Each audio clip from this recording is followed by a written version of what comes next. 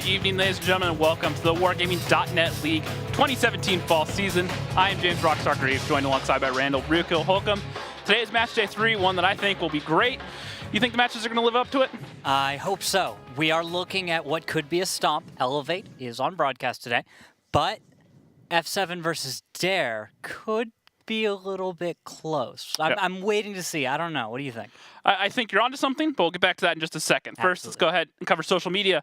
Go ahead and follow us on Twitter, guys, at WGLNA. Totally lost out there for a second. And Facebook for the Facebook Live pre-show at 7:30 Eastern, 4:30 Pacific. Come get your fantasy questions answered. Yep, and don't forget fantasytanks.com. Head on over there for prizes. Type 59 every day. Tons of gold as well. You can compete to beat Rox, who's currently at like 100-ish. Sitting at like 130, I think. So. He's not doing the best right now. It's early. But that means you have a chance out there, people. You can beat him. Yeah, one of our observers over there sitting like 21st as well. Yeah. So definitely something to keep an eye on. Now, speaking of standings, let's go ahead and take a look at how our season has shaped up so far. Elevate sitting in first place. They are tied on points technically with Dare Rising. However, because of round difference, they are in first place. Dare Rising in second. Eclipse, F7, Aquatic M60s, and Teal Team 6 all tied on 3 points. And 07 in top tier, two of the veteran teams in the league, actually have yet to pick up a point. Yeah, 07's the surprising one. Top tier because of the up until Thursday, their performance will be lacking. It's hard to put those into words. I really don't. Like, the top tier's understandable. 07, I'm disappointed a little bit. But looking at the rest of the teams right now, the league has stepped up a little bit in terms of general skill. Yeah, definitely. Top tier having a few suspensions that are still being served. They'll be done and eligible to be played on Thursday, so definitely keep an eye on that. However, let's go ahead and move to today's matches to see what we have in store. First up, it will be F7 versus Dare Rising, a match that I think should be fairly close. A veteran team in the league of 3 seasons now, up against the new boys from the Silver League. And then 07 take on Elevate. Ah, yes. And then after that, Teal Team 6 versus Top Tier. That's one of our offlines. And then Aquatic M60s versus Eclipse. Now, that Aquatic Eclipse one, we're going to have to review for later. That's going to be a match where I hope something important happens, but that depends all on if Aquatic M60s is really showing up as the team we expect them to be. If those teams all play to the potential that we think they can, then they should both be great matches. However, both Top Tier and Aquatic M60s have been struggling so far this season, so something to keep an eye on.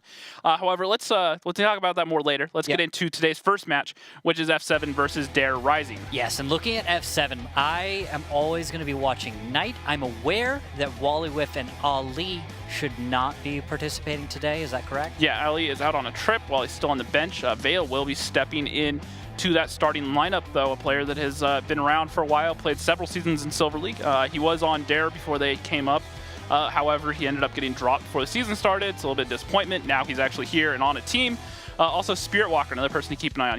He's had some great match days so far.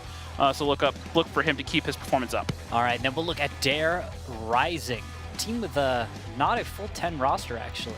Yep, just going with the 8, but that's all they feel they need. They have one bench player who so far this season has been Maktap Putin, a player that has started pretty much every season until now. And is actually a champion of North America. Yeah, he has won with #RU back in the day, so he knows what it takes to win. But then they have players like 123, formerly known as Milo Putin, Dark Ninja coming over from Aquatic M60s, and then Aggressor is taken over as their main caller. Yeah, the Aggressor, we're expecting to see him on the face-off, aren't we? He's normally that rep for the team. Yeah, it's switched off between him and Chase Potato, but Chase Potato is actually now on F7, the team they're playing.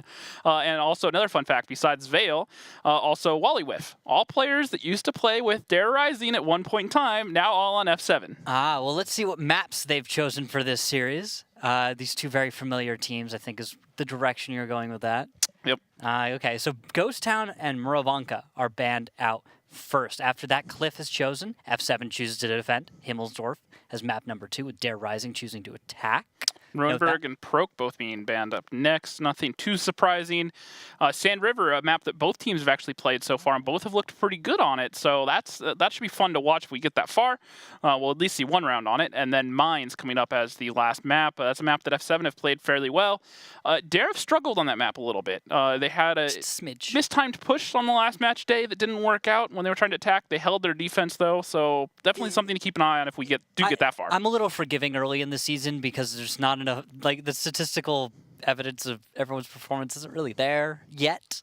So I always hold back on judgment on their map performance. But look at the way Himmelsdorf finishes out. Yeah, and that's going to be a map we're going to see earlier in the series, so something to keep an eye on. Now that we've seen the maps, though, what do you think predictions-wise? Okay, so I'm a fan of the more open style that they're going for, playing 3 open maps in one city. Himmelsdorf, I'm a little hung up on that because something in me says that that's going to go 2-0 to someone, but I really can't.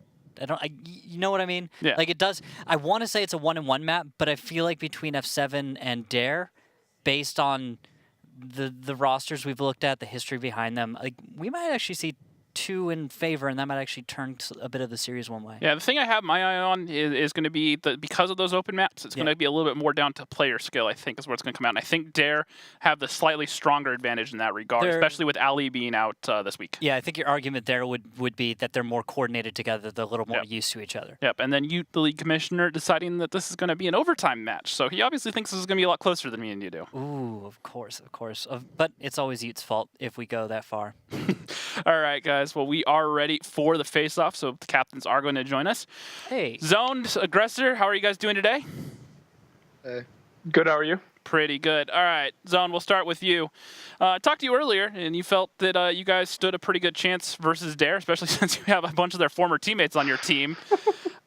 You know, you guys, you're new to the league. Dare have been around for a while. They're a veteran team. You guys are still coming up. Why do you think that this early on you guys can stand a chance and take points off them tonight? We put a lot of practice and time in the offseason. We made some really important roster change moves. We have, obviously a lot of former team members from that team, which is kind of funny, but we have a lot of guys with experience, calling experience. So I think we put a lot of time and effort in, so I'm hoping for a good result tonight. All right, fair enough. Now, Aggressor, last time we talked to you, you mentioned that you guys were really disappointed after the last season finals. It didn't go the way you wanted it to. You missed out on the trip to the grand finals, so you guys were really disappointed. And you guys have come back this season with a new attitude, and so far this seems to be the case. However, are you happy with where you're at right now, or do you think there's still room to improve? There's always room to improve, We're a little bit sloppy with some of our pushes. Some focus fire needs some work. We're way better than what we were last season. So constant improvement is what I see happening, and that's really good for us.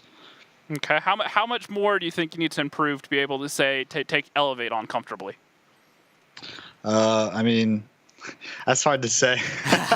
But he put you on the spot, man. He's got it. Yeah. I feel as if we just keep practicing. Elevate, they're so good because they practice. Like that is why they're so good. They have player skill and they practice a lot. And I'm sure if we put in that time, right, we're starting to do a lot of practicing. We're starting to put a lot of that work in, and I feel like we can get to that point. It's really going to come down to that how practice goes, I guess. All right. Last question back to you, Zoned. So you did mention earlier that Ali will not be playing this week, and that you guys are looking to Vale to pick up the slack. Do you feel that he's up to the task?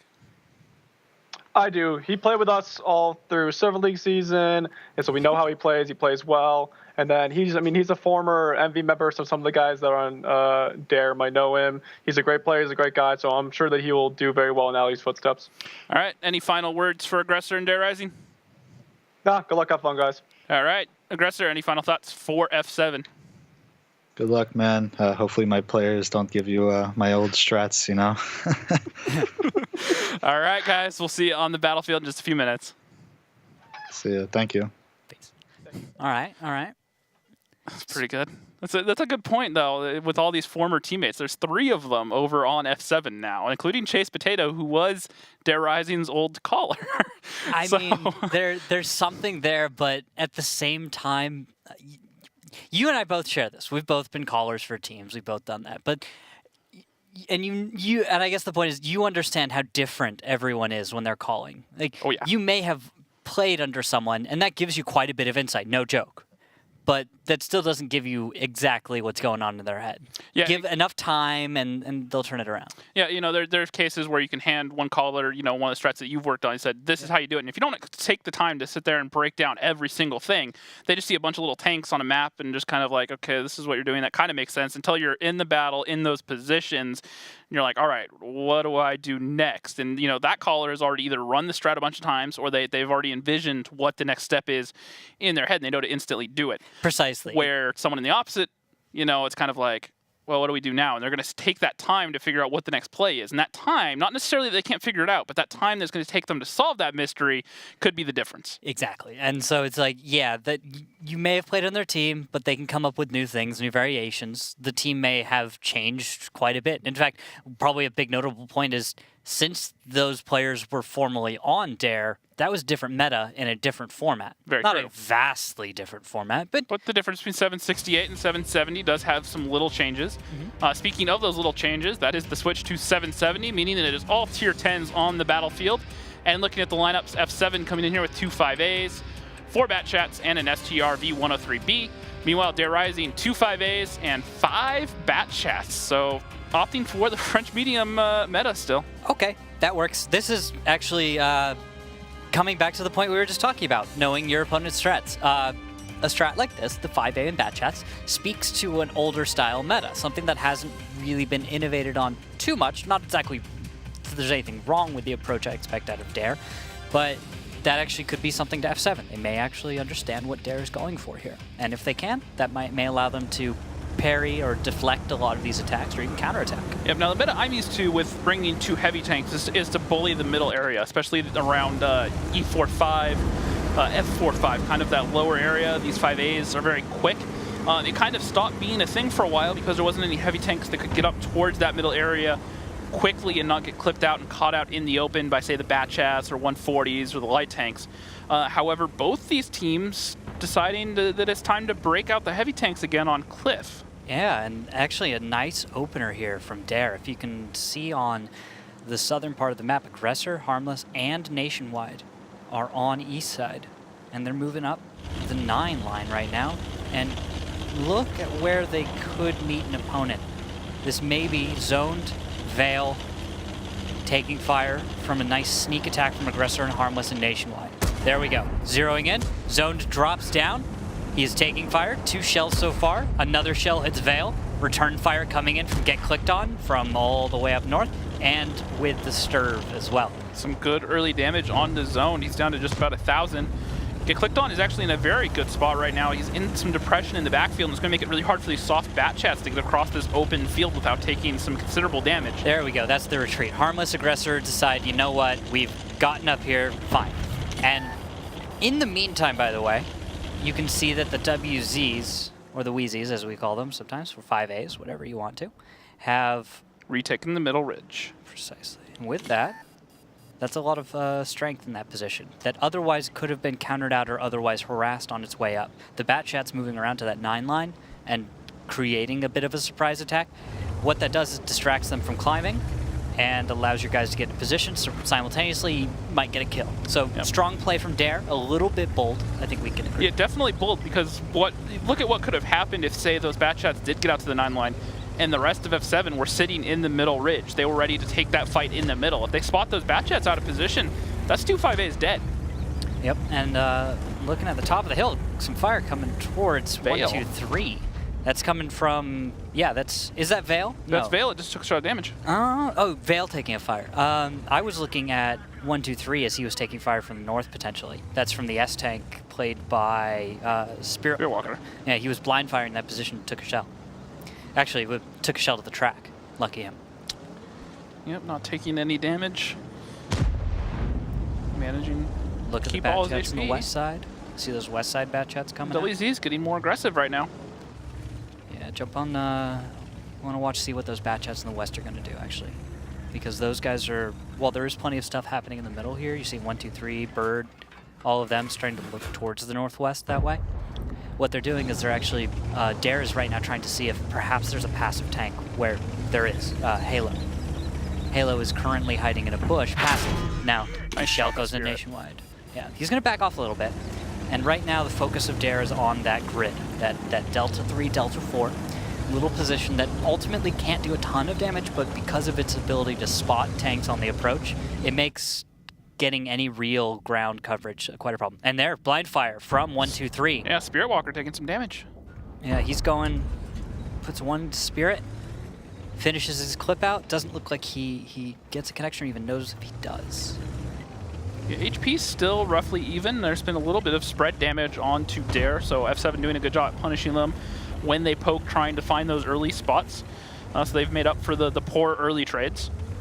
And in the meantime, looks like Dare is going to decide to send their Batchats back through the back line. And instead of going up the one line, which could be what F7 is going to expect, like they might make the call and move some forces slightly west to deal with that. They'll find out that, well, 3 Batchats have actually gone all the way to the east, taking the moment to reload, get way away from the enemy, not get spotted. This is risky, but we'll see how it goes. Rox, what do you think? So one thing that looks like they're going to do is they're going to try to go for a dual dump. They're going to try to take Batchats over on top to take these guys out, at the same time push around into this 5A. What that's going to cause is that's going to make this STRV and this Batchat have to pick targets that they're going to focus out. And there's going to be 2 different brawls in 2 different areas that are going to happen. So even if one falls, the other one should survive. So let's keep an eye on that as it happens right now. Early shots going into Aggressor. 2 big shots, dropping them down to 817. All right, and we're going to go ahead and listen in with Dare Rising as they make their attack for this first battle. Got to the left. WZ fired. 900, okay, 500, sorry, let's go. Got set on fire. Dark, just Halos focus -4. 5-2. Kill the guy, kill the other bat. I reload, push clips, I push have clips. 4. Alright, Nation, you can come up I'm and not hold dead. I'm gonna go spot the Sturv. well, we have that worry about that batch out right there in the middle. Putin, can you live or no? Okay, fine. I'm gonna go the back. I He's think I clipping right now. Knight is clipping. What's You need Knight? to- Okay, I'm gonna Knight's go kill clipping, I can try and get Knight him. is clipping. Sturv slit? Well, we're all clipping. So WZ have shots. Alright, Nation, you can't die here, alright? You just need to stay safe. Wheezy's gonna kill I me. want to kill Knight, no? Yeah. Rush over here, kill him, Yeah, I am. and we'll be fine. Harmless, just chill there. Yep. Case is coming up to the south side. Nation, go. Nation, you can't. I You am, gotta be careful about this Wheezy I know, shit. Dark, I you know, need but to I be need to kill careful. Knight. Fuck, dude. Dark, Knight is pushing. Get Yeah. down. Get down. Aggressor, I'm going to try to do the boost. Disturb my shoot. I'm not Nation, he's gonna gonna be be able to kill Knight. clipped. Yeah, I'm not gonna be able to kill him. I'm just gonna Stay stay safe from the on hill. Wheezy. Knight is... Fuck.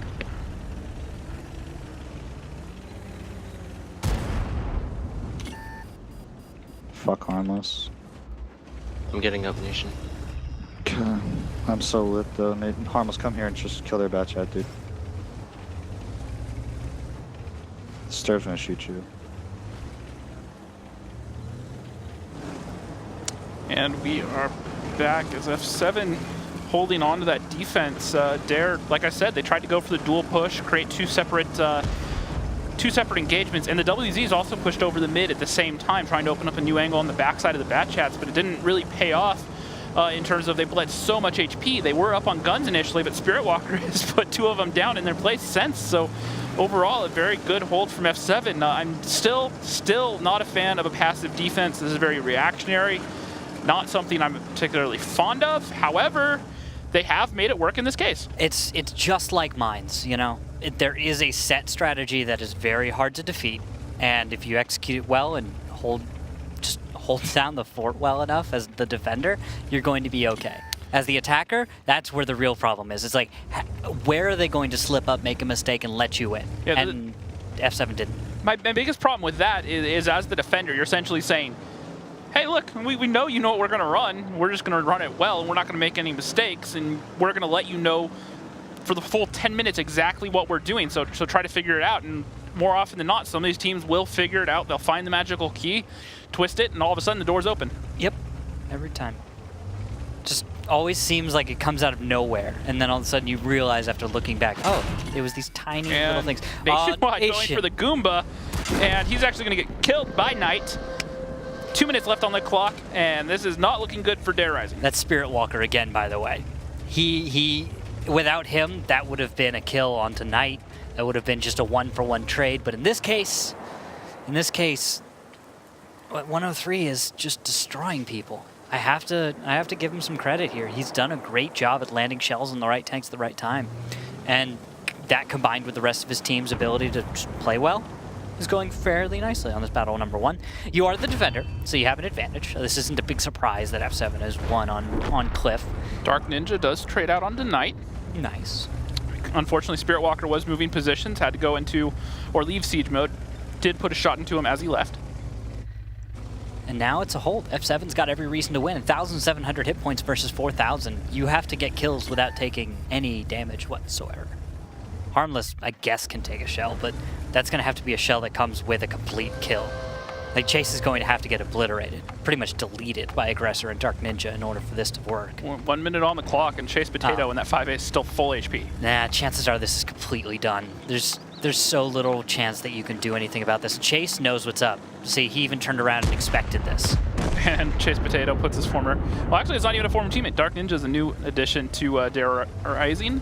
Puts him in his place nonetheless. Aggressor's going to just drive in, get picked up by Halo. And it is all down to Harmless, who is somewhere back by the cap. Yeah, it's an unfortunately predictable flank. If you understand that there is an option to flank out Chase and Halo, they'll go for it. But F7 knows what's up. I have to give them some credit. We've both expressed some skepticism about their ability to hold up to Dare, but this battle 1 looks good. Yep, however, this is on defense, and like you were saying, it is a map that has a lot of set plays that a lot of teams can do, and if they can execute it well, they can make it work. And this case, holding true. They shut the door. They did win their defenses versus M60s on the last match day, so they've shown that they are competent on Cliff. So maybe some of the teams maybe want to not play him on Cliff. Possibly. In the future, ban it out, go to some different maps, try to see if F7 have a deep map pool or not. Yeah, and just taking a look one more time at that battle. Focusing on first, I think, the open. So this initial attack from Dare, right? So 3 bat jets up the 9 line, try and get a sneak attack, get a kill, do whatever.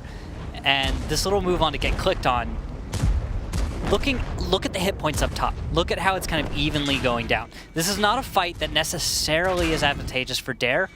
In fact, they seem to be paying quite a bit, but they do catch a little bit of an advantage after that. Now, we were listening to comps, and we noticed that Dare was ordered to cycle their clips. Everyone who had any shells left in a bat chat put themselves on reload so that everybody could get up one more time. That left out on a little bit of damage, and that may have been the difference in momentum at that crucial point in the battle. Yep, exactly. And looking at the damage here, Spirit Walker, 4K damage, just about 1 kill, 78 fantasy points. Knight also putting up 3K and 1 kill, 96 fantasy points for the cap resets that he got. Halo also having 3 kills on top of that, 84 fantasy points. Harmless, Aggressor, and Dark Ninja, top performers for Dare Rising. However, not really able to get into the fight in the long run. Yeah, and just going to note, Spirit Walker fired 22 times in that battle. 13 of those were direct hits, and about 10 of those were penetrations. He kept that STRV firing, and that's really the trick to that tank, is it has extremely high DPM. What it's not good at is peekaboo games, where you peek a corner and take 1 shot. 400 alpha is kind of weak. However, what's not weak is the almost 4K DPM that it can put out once it's in siege mode with all the rations and everything else. It just rifles off shot. I think it comes into like 3,600 DPM, which is mind-boggling. Yeah, it's an absolute destroyer. The problem is exactly what you said. And overcoming that can be a bit of a challenge, but we do see how these guys do it every single battle, so just pay attention, maybe you'll learn something. Yep, exactly, and we're getting ready for the next battle on Cliff as teams switch sides. Lineups coming in, a Mouse, a 5A, 3 bat chats, a TVP, and a Sheridan, 4 F7, who are on offense. Meanwhile, Dare, 2 5As, 3 bat chats, a 140, and an STRV of their own. Right, so with lineups like this, that Sheridan's not something unfamiliar. I guess I'll put it like that. But that Sheridan, let's go ahead and jump over and take a look. Sheridan and a Mouse. He is running the dirt, so he does have the giant gun on it. Now, this will really hurt some of these bat chats if he can get a good shot. It does have good gun depression, and he is rather quick, so he can get up and get the lights. However, shooting at range is not something this tank is great at. No, it's not. The Sheridan's going to go pretty much alone up to the middle as well. Something that's not too dangerous. STRV missing a shot on the Sheridan as he pushes up. Nice for him. That's going to be good for F7 on their attack. pay as little as possible to get your high ground. Now the bat shots are pushing out to the 8 line for F7. And if you look at, there's going to be some fire coming from Chase Potato and down there with the mouse, possibly on the Object 140 currently going up the hill. Yep, so they're trying to catch out any tanks going up the goat ramp on the backside. There is a few angles you can get down there from the low ground. Doesn't look like they're going to go with it. Decide moving on up. 5A is going to go forward. Mouse is going to lag behind. And this is going to be very much like the last battle. Dare's taking a very similar, just defensive stance, spread a few tanks out. Instead of putting one of their 5As out east to die, they're actually going to hold back a little bit more. And I think that's the major difference. That's about it. I'm kind of interested to see how F7 deploy the mouse in this strat. Is it forward is the best direction onto the 1 cap and then shield it? I think that's part of it. I think the other part of it is denial of the 1-2 line early, making sure that their team can't push in or get into the backfield, try to catch a team out, doing something cheeky essentially. That mouse with 3k HP, pretty decent DPM, and the armor will work really well against, say, bat shots, which Dare do have a lot of. So definitely something to keep an eye on. Now it looks like he is going to go up to the high ground, which will take a minute. May just, or part of me hopes he's actually just turning in to avoid getting spotted, but I don't know. Can the mouse he's gonna go up. Is the mouse really one of the better choices in this? Well, what they may do with him, what it looks like, is they may push him across to that D3 rock, put him up with the side against that, and then he can sit there and just stare at the bat shots of their tanks on hill and trade with it. Because he has the HP and the armor, he can make it work. Okay. I see what you're going for. Fire in the right direction. Oh, look at this. You've actually got an attack coming out of Dare right now on the east side of the map. 5A moving forward. That's Aggressor followed up by Harmless. This is unexpected, actually. So, right there, that's not going to be something you worry. Spirit Walker's going to get caught out on the backside there, have to back off. Nice. But now they know the gig is up, so now these bat shots need to get out of here because the 5A and the mouse for F7 are not in a position to support them right now. Oh, that's the play from Dare. There you are. That's their brilliance, is that they know the mouse is not going to be able to support, so why not start an attack? You can literally do this, finish up this attack, fiddle around for a minute, get back to your own base, and set back up, and the mouse probably won't be in position. During the last map, we were talking about how heavy tanks have been kind of phased out on this map, and that's for the exact reason. That mouse takes so long to rotate around. As it does, it's just now getting into the open where it can start getting into cover where you were talking about. And F7 has been pushed way back into the south. This isn't going to kill them as far as being able to still, fight for a cap. But this is... Okay, get clicked on. Dodging a shell right there, getting a bounce. Dare not really sure what they want to do right now. They pulled all the tanks back, maybe trying to set a bait, and now they've pushed everything back in down that 8-9 line. So we'll have to see if they continue through with the push this time around. I doubt it. Pushing doesn't seem like the wisest choice.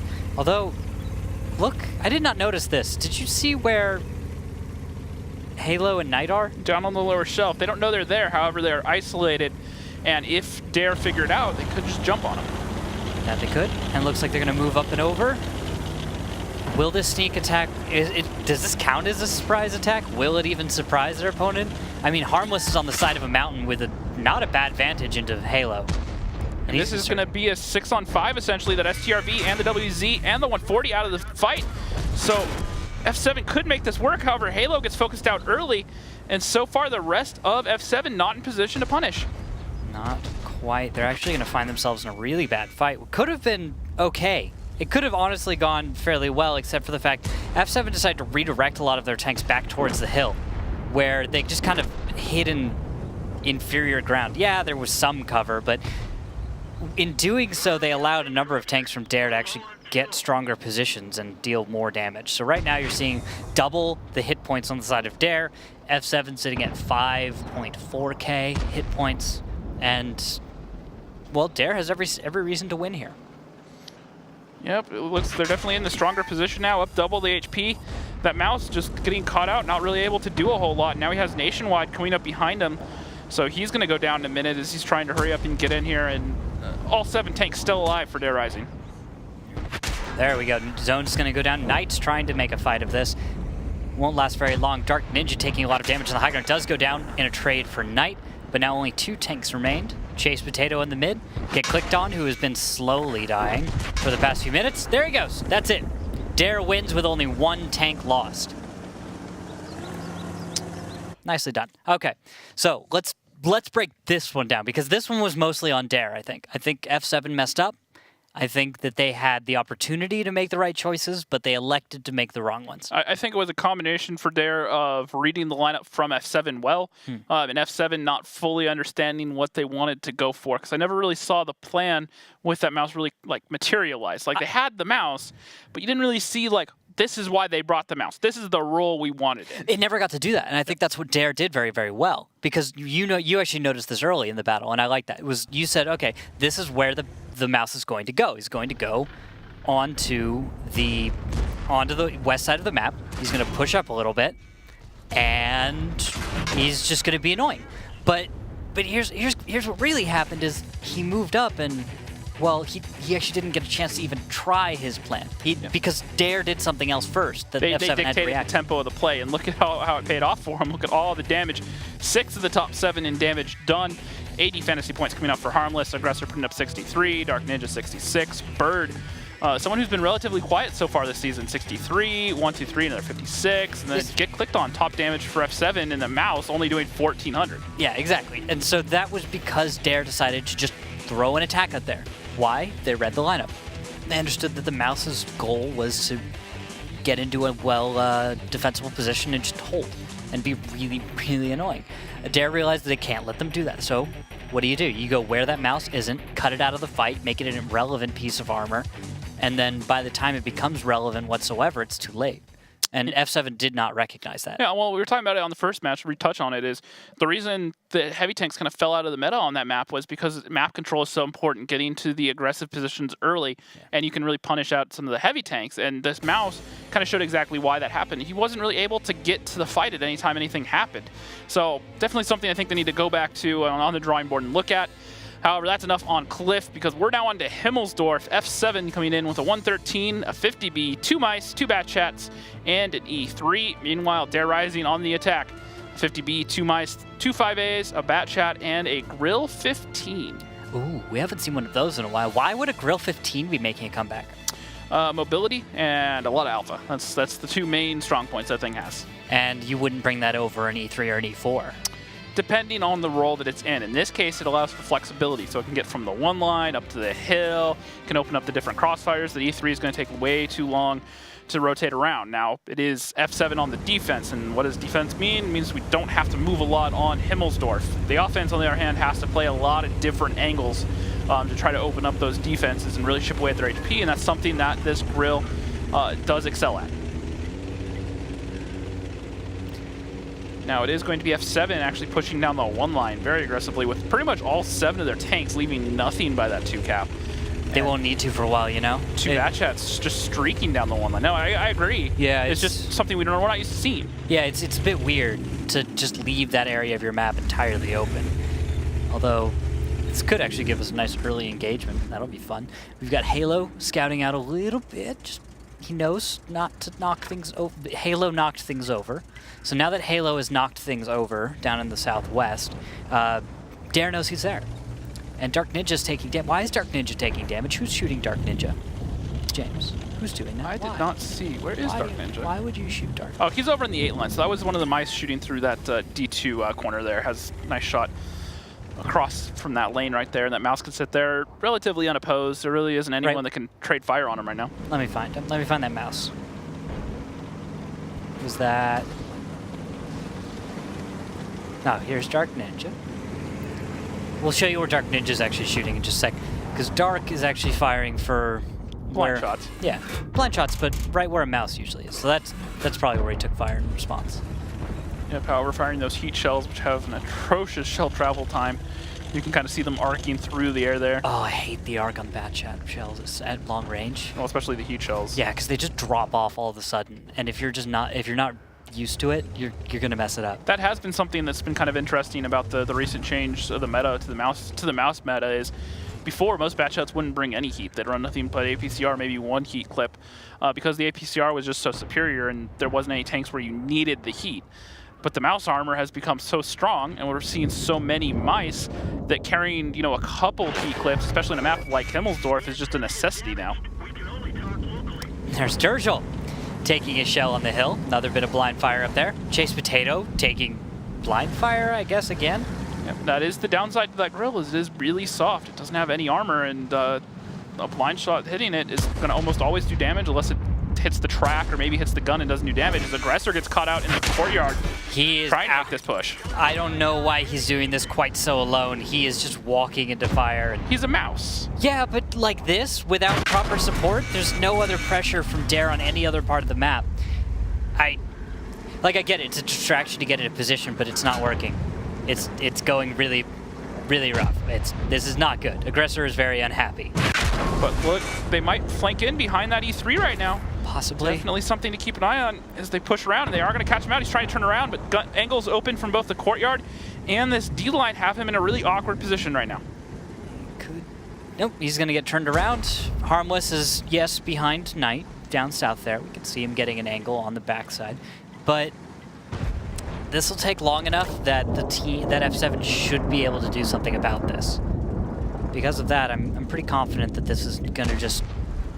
This is actually going to work to stall out Dare more than it is to allow them to get a win. There we go. That's the kill inning. There we go. They could keep moving forward a little bit now, but get clicked on in the mouse slightly towards 2 cap. Clicked on needs to be careful. He's definitely isolated up on that cat. Now, the 50B is rotating up there, but he very easily could be the tank that they isolate out, especially now that the Batchats have gotten aggressive in the south, and they're trying to find some shots onto Harmless and the mouse in the courtyard, and they do take him down. Nicely played. There we go. So this should be an F7 defense to hold. They've got the health advantage. From here, they should be able to kind of corral, if you know what I mean, Dare in and just kind of push him around and just get kills here and there. This will slow down. That'll actually allow for Dare tanks to get off the hill.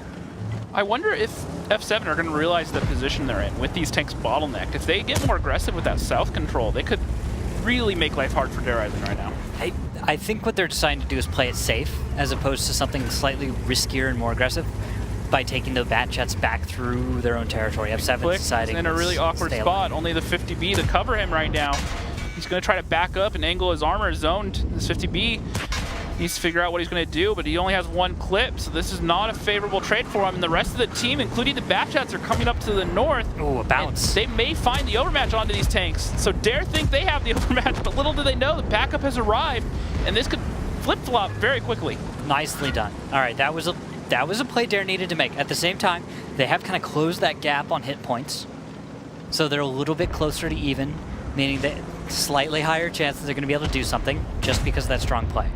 There we go. All we have to see is a kill on the 5A, and that's advantage back in favor of F7. But F7 keeping it tight, using the mice to hold that cross by the cap.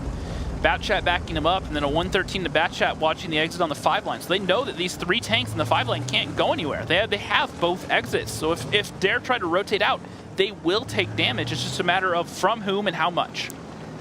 And how can they deal with that? So look at that. Nationwide and Bird are backing off. That I think is a safer play.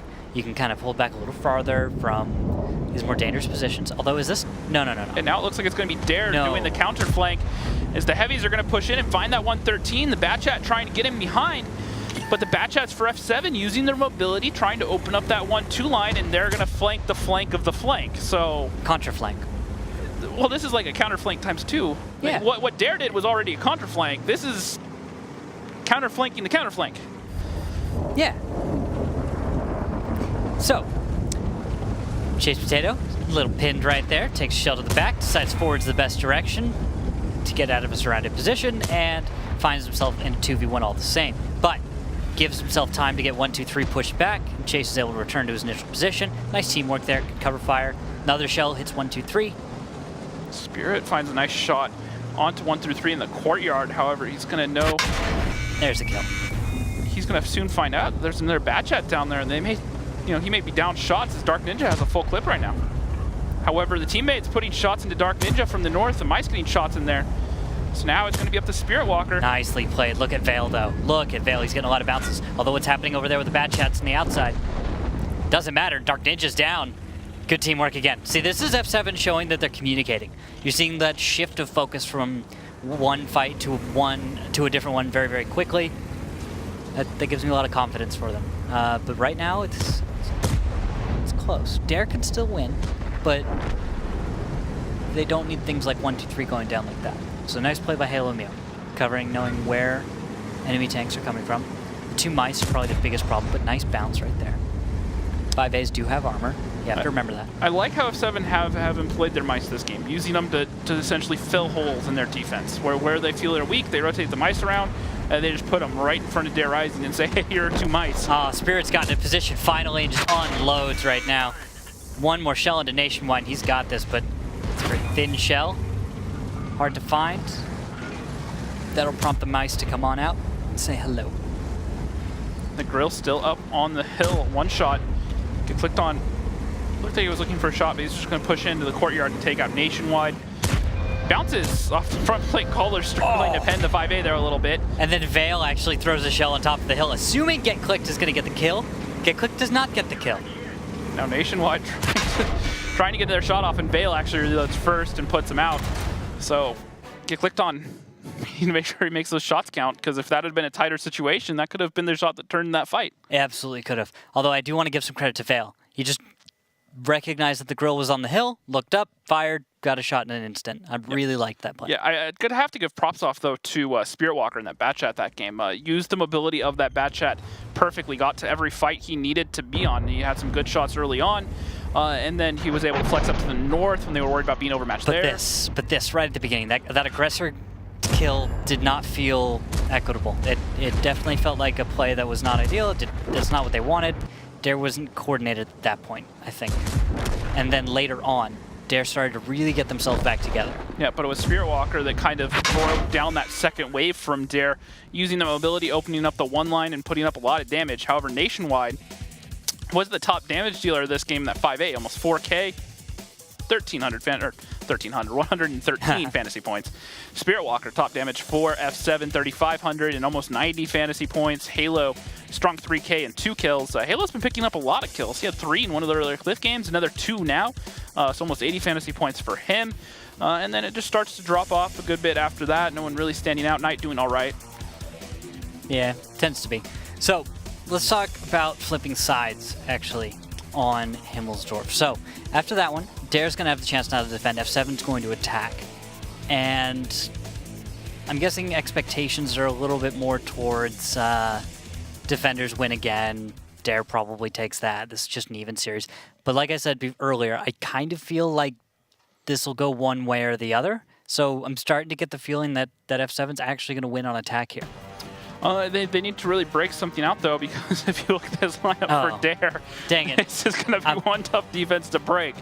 A 50B, 2 mice, a 5A, an E3, and 2 E4s. That is a lot of alpha. Yes. And F7 are going to attempt to break it with 2 113s, 2 50Bs, a mouse, 5A, and a bat chat. So the main thing that I see here out of F7 is flexibility. 113s, quick heavy tanks. 50Bs, quick heavy tanks. 5A, quick heavy tank. Bat chat, fast medium tank. Only slow tank is the mouse. And you just need that to bring enough hit points and armor that when you run up against their mouse, you can do something about that. As long as they can save their HP and use that mouse effectively later, when they need to break that defense. If they bleed that HP from the mouse too early, he essentially becomes useless in this sort of lineup. That he does. We'll have to see if he's able to make some use. Now, that flexibility you were talking about with the faster lineup that's able to get a little bit more focus onto different targets, right? So with Dare's defense, with all these E3s and E4s, what you're going to be looking for is how to focus on any of the E3s or E4s that are going to have an alpha position, right? You're going to just show up, surprise, take the hit, sure, but you're probably going to be able to actually win in that trade by dealing just that much more damage. So that's what the 50Bs, that's what the bat chat give you. You are going to be playing a dangerous game because there are, of course, risks involved in all of these things. But I really feel like that might be the strongest angle to go at this from if you're F7. Find some isolations, go for the kill, it's worth it. You'll take a little bit of damage, but you need to get some of those big heavy hitters off the battlefield quickly. And while you were talking, Spirit Walker actually found a nice little shot through a gap into the side of 1, 2, 3 as he pushed down the 1 line. However, Halo took some shots on that 50B and returned up on the hill. Yeah, he does. Everyone seems to be taking fire on the hill way too easily. Like, have you noticed this? Is it just me? It's just the shape of the hill and how you have to play it to get damage. You have to really creep forward to get some damage on the lower lanes. However, the tanks further back on the 2-line have easier shots the further you pull forward, but you have to pull further forward to get better shots, so it's that balance. Spirit Walker, why? He crosses into the open, he knows there's an opponent there, Aggressor knows that if you're... That was an easy play, Spirit Walker shouldn't have fallen for it, but he does, takes half his hit points of damage now. This isn't good for F7. They need those hit points in order to gain ground. They're going to have to pay a toll here or there. So I don't like seeing that out of F7. The more time that goes on, Dare is more and more likely to win. The more you see this, because there's just damage slipping through. Well, and there's so much alpha on the field for Dare. They can very easily delete pretty much any tank but the mouse, and even the mouse won't stand up to an E3 and 2 E4s for very long. No. High penetration, high alpha. It's really going to just bleed these tanks down. If they keep making sloppy pokes like this until they're ready to make a decisive play, they're not going to have any HP left by the time they have to like, actually make some sort of push or attack. This is true. Now look at this. A lot of spotting happening in the middle.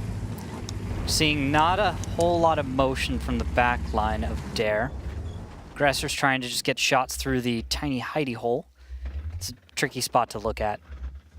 As you can see, Aggressor is having his own troubles trying to get shots to there. But he can get spotting, and that's what's the important part. As he looks for another shell towards Chase Potato. Chase is lit. I don't know. Looks like he's not able to get any more spotting. That's going to be because Vale get clicked on and now moving south. I think this is going to be an F7 push from the south. It looks like that's what they're going for. The caller in me disagrees with this sort of play. Yeah, because it seems like a suicide run. But so that's probably not what they'll do then. They'll probably skirmish in this area, if anything. They've got 6 minutes left, right? Yeah, if I'm on the other team, if I'm F7 right now, the logic I'm going to go for is I need to make all these big, heavy, slow tanks move. You have to use their weakness against them, and this does not do that. This drives straight into a bunch of guns sitting in fixed positions, which is not something you always want to avoid. It's not like they're big tanks sitting in the open. They're sitting in nice coverable positions, whether it's in the train station, behind the E1 buildings, and it's all those high alpha guns that we talked about. So definitely something that they need to work on. Yeah, what about this, though? Isolation play. Think they could get Aggressor out with a few volleys and just back off? Yes, however, once again, high alpha. So what's going to happen is when they make that cross, Durgel and the other E4 sitting behind them, but Bird are going to be ready to get shots off. So yeah, they're going to kill a tank, but they're guaranteed going to eat 1 to 2 volleys from high alpha tank destroyers to do it. And there you see in the bottom left hand side of your screen, Knight zoned and Halo moving up, get clicked, and Vale will be on the other flank, taking the main push. And this will be a west side attack from F7. Question is this actually going to get any gains, or is this all just a waste of their time and their efforts? Is Dare going to be ready for it? And spotting has happened. Tanks are lit. We know what's going on. Halo down to less than half health as the 113s search for a shot, not finding anything at all. Struggling to find a way of staying relevant and supporting in this battle. They're just trading blow for blow. They know that these tank destroyers are there. Chase Potato takes a big hit from one of the E4s, bleeding a lot of HP, and now 1-2-3 getting a little bit more aggressive, does find the shot onto the 50B from F7, and this is still easily Dare's game. They're up by a lot of HP. However, all 7 guns are still alive for F7. Still, for now, I guess. You could say that, but this doesn't look like a situation where F7 is confident they can or even should go forward. And because of that, I'm losing a lot of faith here in this push. Halo's pinned. Knight can keep trying to protect everyone else on his team, but doesn't leave them with any options. Yeah, and there goes the E3 getting another shot for another 656. That is a really low roll from an E4. Yeah, F7 needs to get out of this position quickly. The 113 and 5A that I see in mid-map, they get it. They know, they understand the idea. Get out of this position, get to the north, start pressuring the 2-cap. There are enough tanks in the southwest right now. This attack is not worth. And right now, looking at hit points, F7 spent a lot just to find that out. Now, this is what I was talking about, not the way I envisioned it, but this comes back to the conversation we had earlier about different callers seeing things different ways. You need to make those big, heavy tanks move, and instead what they've done is they've forced Dare to respond to the 1-2 line, and they have created an overmatch in the north which they could possibly exploit. Now, it's not going so well, but it's it's what I see they're trying to do right now as they flex up to the north, where they know they have this mouse isolated. Yep. Now, once Halo goes down, that'll be 2 tanks lost in the southwest for a gain of, what, a few thousand hit points? Maybe 2K hit points? There, that's it. I'll count that as a part of the loss. And 123 does pick up. Yeah, this is solid. Solid from tank. Dare. Dare's got this in the bag. Yep. Yeah, I can kind of see what they're going for now, trying to open it up, but the problem is that Dare just read it and they paid too much of a toll. I'm fine giving up a little bit of HP to force a team into the position you want, kind of as a bait. However, you have to look at how much of your HP and how many of your guns you're giving up in that bait, and in this case it was F7 giving up almost 3.5 tanks, including the mouse was never going to be able to leave. 50Bs could flex out after they bled half their HP, but the mouse, he was stuck down there and ended up going down, and they didn't do it in time to really punish them for it. They didn't do it in time to get their guns up to the north quickly enough. Yeah, and altogether, Dare had a solid defense. I was wrong. I had a feeling about this map, but it will not be true. It's just going to go 1-1 again. Defenders taking it both times. Spirit Walker decides, all right, guys, we're done here. And honorable Sudoku. All right, so I don't think there's much to say about that aside from it was just not a successful attack. It did not read Dare's defense well. F7 didn't throw anything at Dare that they weren't ready for. You can see the theory behind what they were trying to do kind of in the later game. It was kind of hard early for me to read exactly what they wanted to go for. They tried to go for it, however the problem was that it just never materialized, and I personally think it was just too big a toll to pay as some bait, essentially. I tend to agree as well. Just altogether not too worth it. I don't think dissecting that attack in such a way is necessarily the most useful topic, but I think we can kind of show that Dare bringing 3 tank destroyers was pretty scary. Can we agree with that one? Oh yeah, and look at how much damage they pumped out. That nationwide and that A3 had a monster game. Everyone on the side of F7 was just scared to poke their heads out. Yeah, no, exactly. And that's the whole point of this sort of defense from Dare, is that much high alpha on the field. Earlier we were talking about how the Sturv is not a tank you want to play corner games with. Well, Dare just showed exactly the type of tanks you want to play corner games with. High alpha tank destroyers, E3s, E4s. Well, they're not corner games. I'm waiting in the middle of the street. You are playing corner games. The better term that we hear a lot is peekaboo. Yes. Exactly. It's just, hey, come around the corner. Hey, high alpha tank destroyer sitting right here. Yeah, it's like a game of whack-a-mole. You just wait for them to peek out and just click. Smack. There's 750 alpha gone, or HP gone. And looking at the second page here, nothing too surprising from either team. Durzel still struggling to get in there, only 1,400, but most of F7 down here on the second page, you can really see the lack of damage they were able to even get off on those tanks.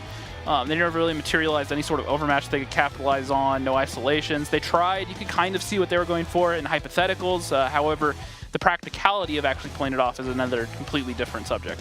Agreed.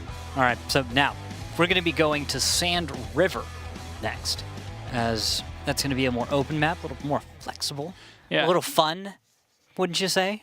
We get to see some scouts. Yeah, I think Sand River could be the decider here, just because this is a more open map, and this is a map that's going to, I think, rely more on individual skill. And I mentioned on it earlier, this is one of those maps where I think the individuals for Dare need to step up, and if they do, I think they will put F7 in their place, and this could be a 4-2 by the end of this map. And I'm seeing a timeout being called. Who's that call?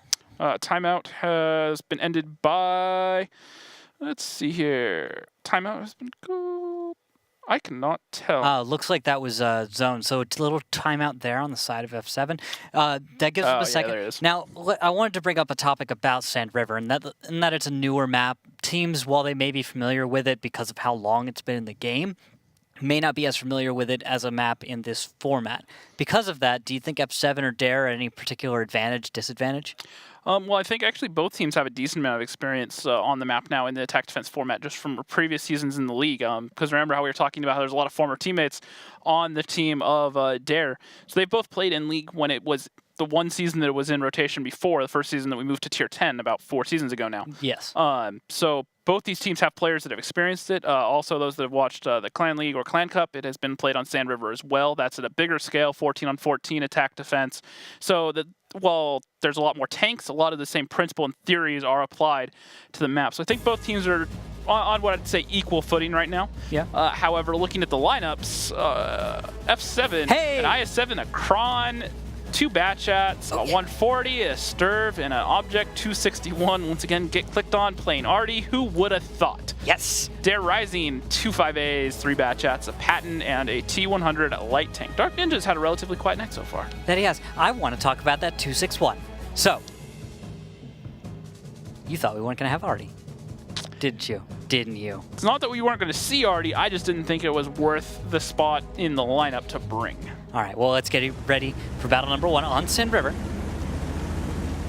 where we are going to see an Object 261. It's going to be the tank that I follow because I'm a fan. I am a fan of the Object 261. I like the way it works now. It's decently fast firing. It's maneuverable. It's heavy enough. So for smashing things, that's why. Sometimes in Artie you have to smash things, and also. On It's also very quick. Yeah, it will, and the arc is just so. You know what I mean? Just so. It's not quite as low and terrible as it used to be. And the early counterfire is out, trying to get the blind fire on some tanks, possibly doing a boost. However, not something that they're doing right now. Now look at this setup for F7. This is a very split lineup.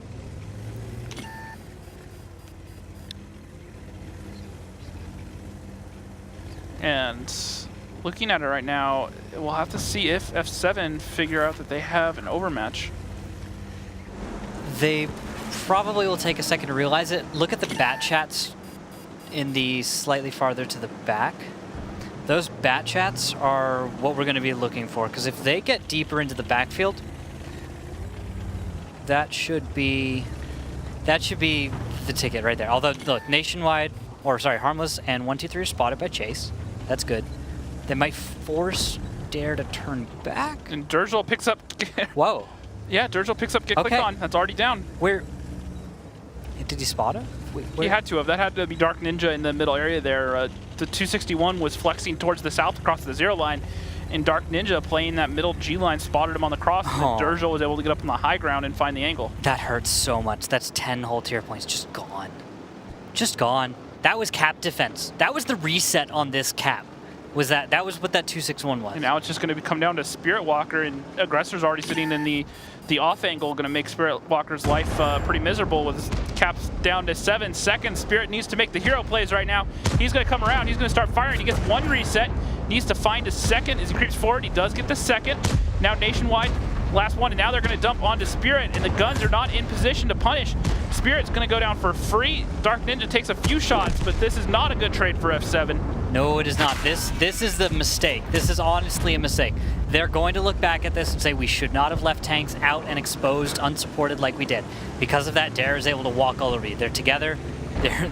Yeah, they lose Dark Ninja, sure, whatever, but the position right now from Dare has so much more potential than that of F7. Chase Potato in the north should be the primary target. Once he goes down, that's complete northern control. 2 caps should be easily in control of Dare. Chase Potato does take down Nationwide from the IS-7, still hold down up in the north. And now Harmless himself a nuisance. Moves in on Chase, stops in front of him. Probably the worst spot to shoot at an IS-7. Gets on the side finally, bounces again. Harmless struggling right now. Oh no, IS-7 hero. He's trying. Chase is doing what he can. He bounces one. He might get one more shot. No, that was a bounce from someone else. There he goes. Okay, wow. Wow, Chase this turned around. Harmless making a meal of that one. In the meantime, 123 takes down Knight. Bird, Durgel, and 123 are all together well enough to be able to hold on to this, maybe get the win.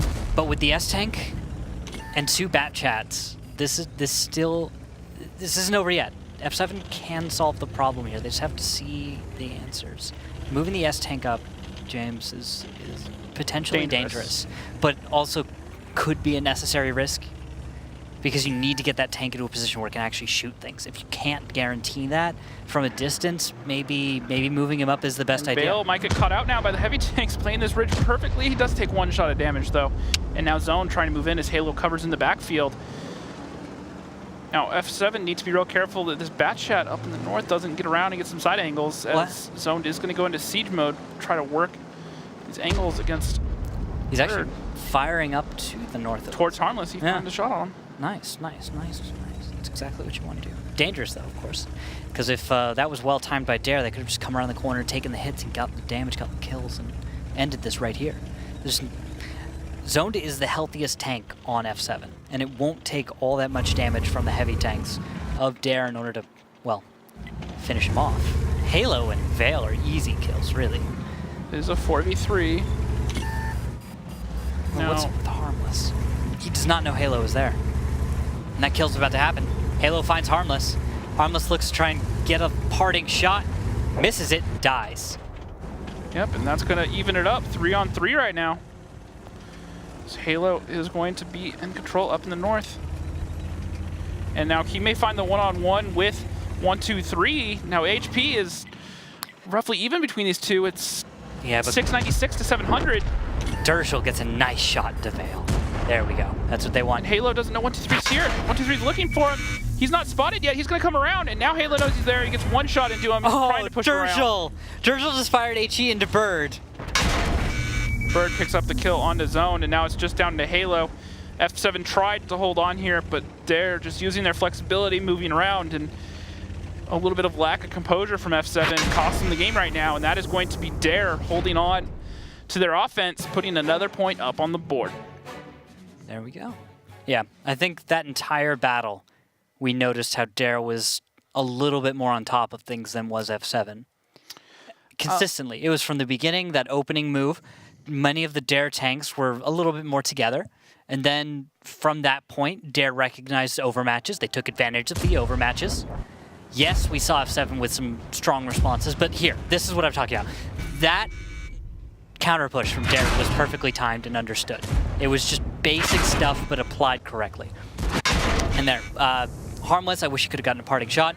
That Bird and Dershel playing together, Bird getting a ram into the side of a tank destroyer, was the ideal play there. He avoids damage on his ally, moves that tank into a position it doesn't expect to be.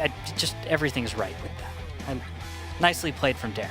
Yeah, what I have to say, what I felt like that game, we'll get back to that in a second, is Zoned up here, 4K damage in that STRV, almost 90 fantasy points. Aggressor, top damage dealer in that patent. For Dare Rising, 2,600, 70 fantasy points. Dershel, 2,300, and then drops off pretty heavily after there.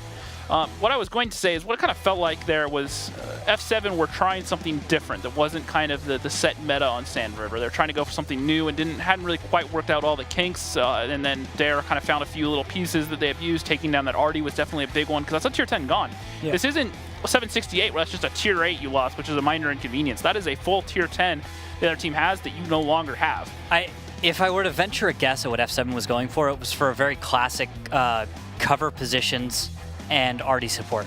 All you're doing is you're spotting with every tank in your team, and you're all ideally set up in positions where you can each cover each other and support each other. And because of that, then you have the artillery as a force multiplier, where it can apply its force anywhere on the map, while the rest of everyone else is able to spread that around. If they had gotten the Artie down there into the south where they didn't feel they have to move, and Chase Potato maybe tucked in a little bit more instead of getting caught out, they could have sat there, used the Artie to get the resets, but the problem was with the Artie down, first Spirit Walker had to push in, he was the first one to fall, and then there was the whole debacle with Chase Potato up in the north, and it just fell apart from there, so really need to focus on keeping that Artie alive in future matches.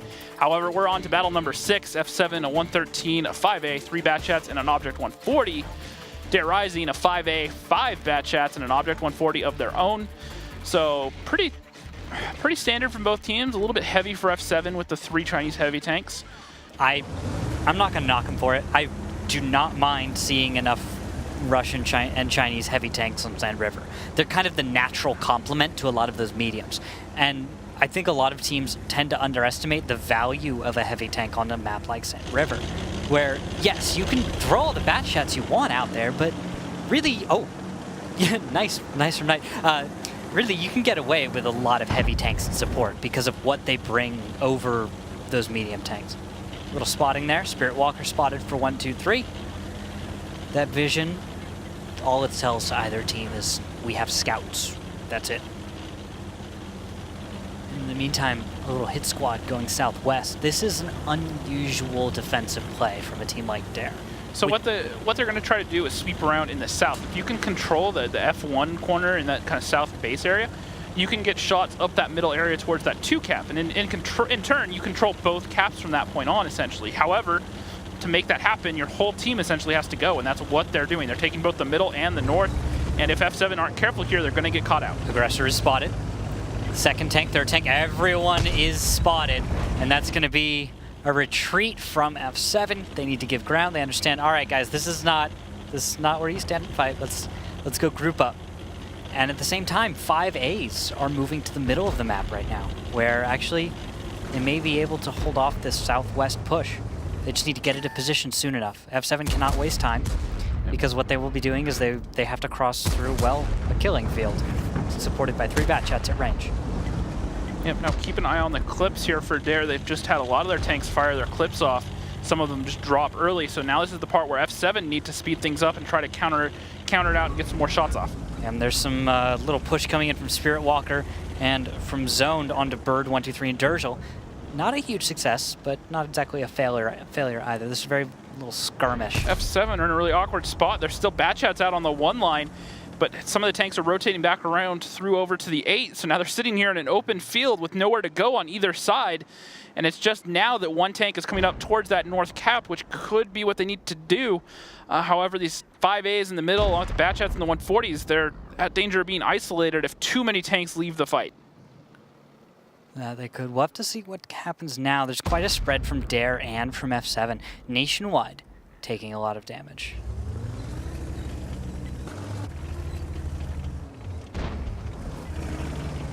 He should not go down. I think if Nationwide can stay alive, this is good for Dare. Losing a tank is just an unnecessary gun off the battlefield right now. Just have to keep him alive. With cap going right now on the 2 cap, this is what I was worried about earlier too, James. Because if you push to the southwest, like, there's no way to support your 2 cap. You could be cut off, unable to support. However, if you look at it though, these 2 bat shots on the 1 line, they have these 5As cut off. The 5As can't leave. Their escape route is pinned, and they can't push into these bat shots because they have to cross an open field. So while they've taken south control, they have 5 guns on the other side. These 2 bat shots are keeping 2 tanks out of the fight, as Bird in the 140 does pick up Knight. There we go, nicely played. Vale's going to try and defend the 2 cap from Aggressor as he moves up on it. And look at this, 123 has gotten into the backfield here, and he's going to be able to get a reset from behind. I don't think F7, have any idea that he's here. This should be easy resets for him as he comes around. Now Spirit is looking for him, however, a great shot from 123, gets first shot, he looks for second one onto Vale, and that's a complete reset. And now he doesn't need to do anything else. However, the bat shots are going to push around into south, and they're going to find the easy overmatch onto Spirit, and another one should come out here onto Vale in just a second, and this is falling apart quickly for F7. That it is. Well played from Dare. They understood. Just focus fire, keep that momentum going. They're taking a lot of damage here. They cannot afford to take, you know, they don't want to take too much damage trying to just get the engagement. A little bit of sneakier, intelligent play is going to work for them right now. And I like this, the crossfire. Someone somewhere on the map is able to get a shot on the guy. Yeah, I like this out of Dare. It was a multi-part defense, multi-layer.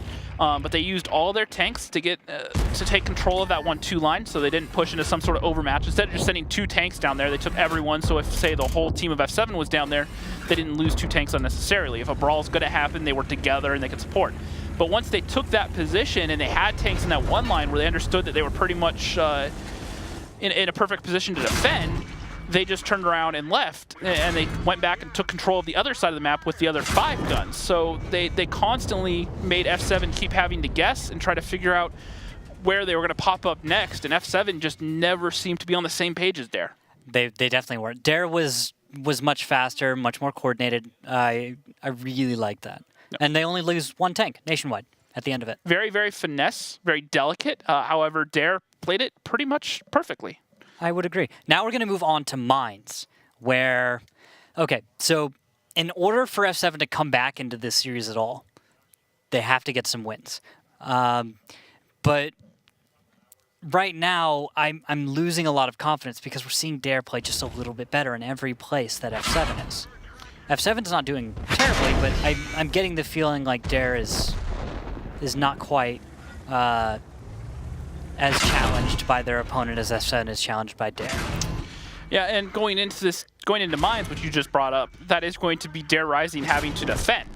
So their defense record has been near spotless, and look at all these fantasy points. Dark Ninja, 4K damage in that bat chat, 100 fantasy points, had a massive round.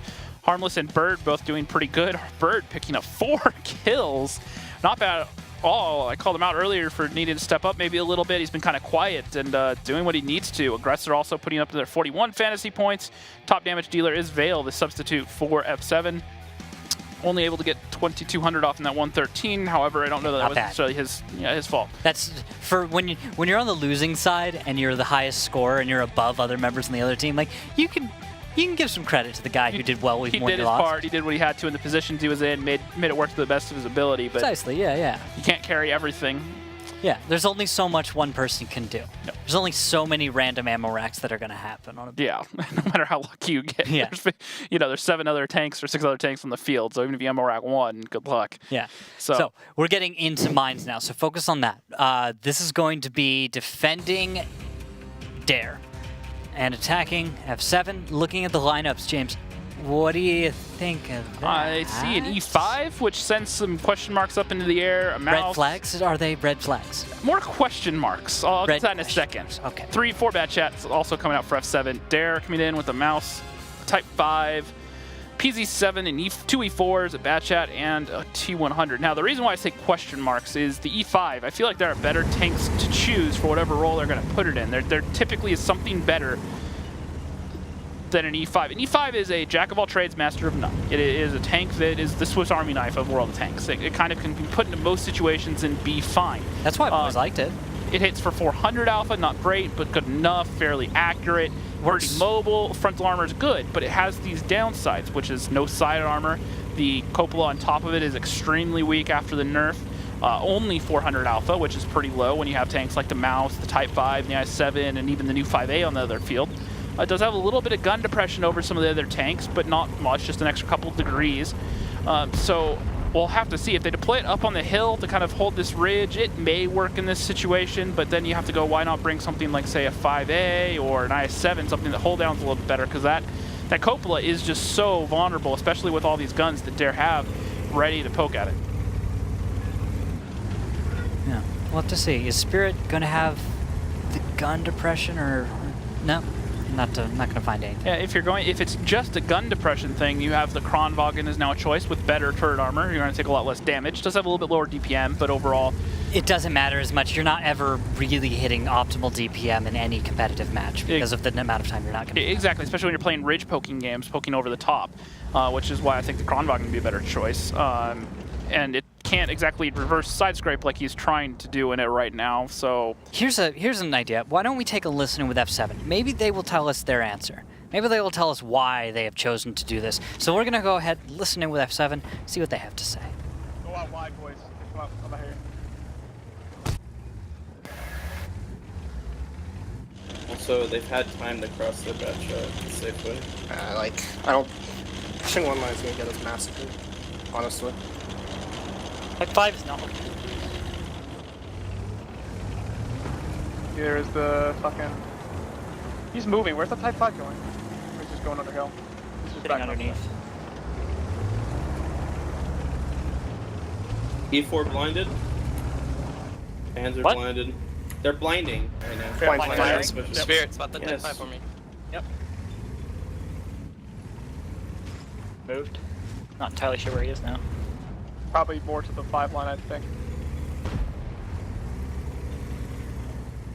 Did D3 get spotted? No. They don't have an E3. No. E4. Oh, ours. I'm retarded. Anything, Spirit? Not poking clicked. Oh, fuck. Well, if he's not poking, it means I can get the boost clicked. Well, he can poke enough, Echo. That's... Can you go click the other side, Spirit? Let me get Go to the other side of the road. Like, Yeah, go let me to get the you other there. rock, please. What does the other side of the rock mean? To the left side of the road. over More here. west. Okay, more west. More west, not east. Yeah. I said His left. yeah. Not So helpful. I think he's like probably down there, maybe. No, like, No. Just like. I he's tried talking, this. like, the tree fell. He's right there. He just shot at me. I'm spotted. It's okay. Holy shit. Echo, I think I need to bait the shot from then you're going, okay? I'm gonna start lighting him clicked. I know where he is. I'm gonna get closer then. Or not.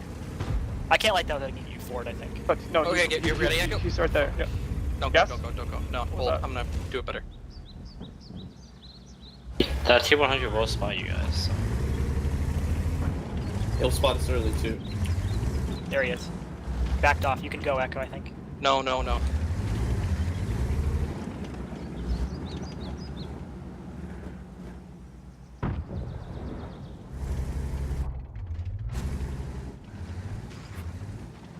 You ready, Echo?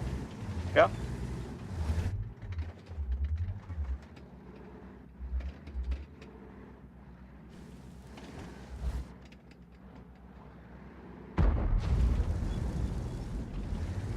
I think we should cross our bad jets.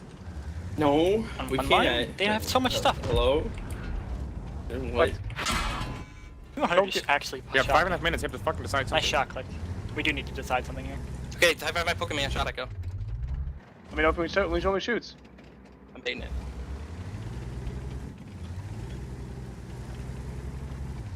Just gotta keep moving up to get a shot at him. Ready? Yeah.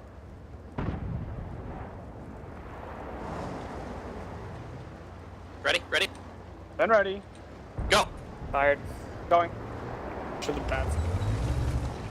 And you can see the plan they want to go for. Get clicked on, is taking a lot of damage, and now Zoned pushing down the 9 line at the same time these Batchets are making this push down the 1.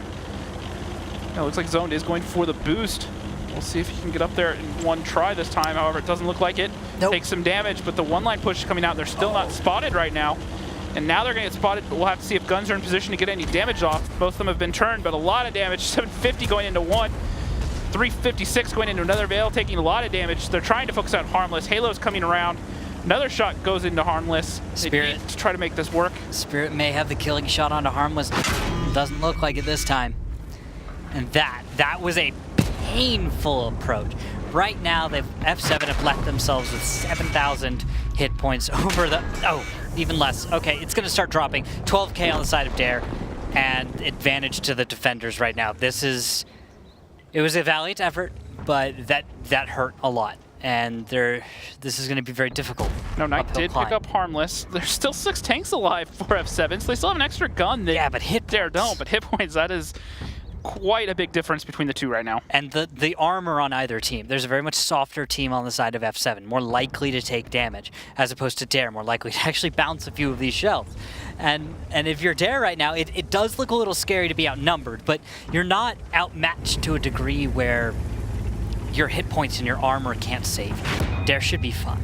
Dare should be absolutely fine. This would... F7 come up with clever solutions here. They could group up, but okay, never mind. Type 5 doesn't care about your mouse armor. Yeah, it doesn't. Aggressor's going to pull forward, try to find a shot on to get clicked on. Line it up, doesn't get the penetration though. Critical hit into the track. Bounce. Yep. He's got a shot onto the PZ7, actually. Looks like he slings it out there. I don't know if he gets a hit. Nothing, it looks like. Or...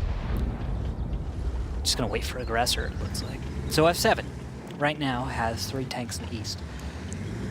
And 2 Batchats out west. The HE right there for 256. Type really 5 nice. doesn't care about your armor, silly E3. No. And Get Click doesn't connect into Aggressor. That was a crucial shell that needed to connect. And get clicked on is about to get clicked on by Nationwide.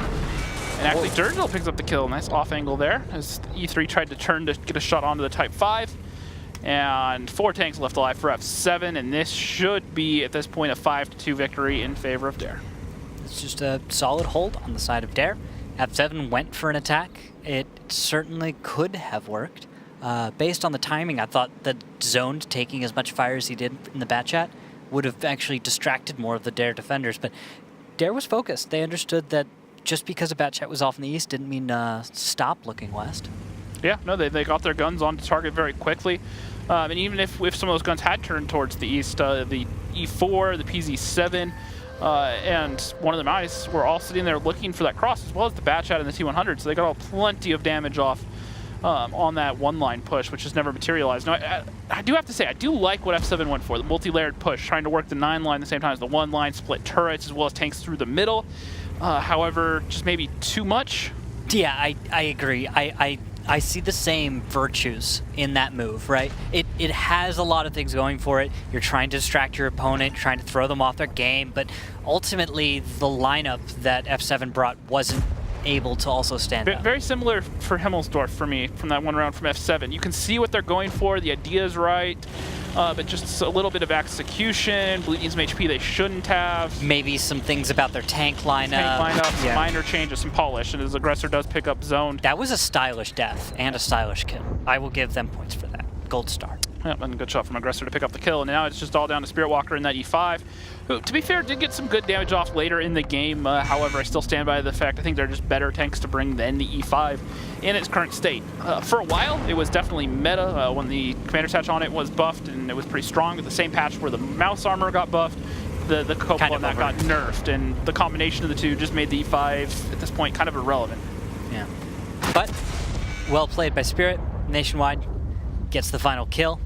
And that's going to do it. That's it. Dare will win. That is a 5-2 victory. Who had the prediction? Was that you? That was me. That was you. That was me. You had a 5-3, so you weren't too far off. We all picked right, and then Ute was the only one that thought this match would go to overtime.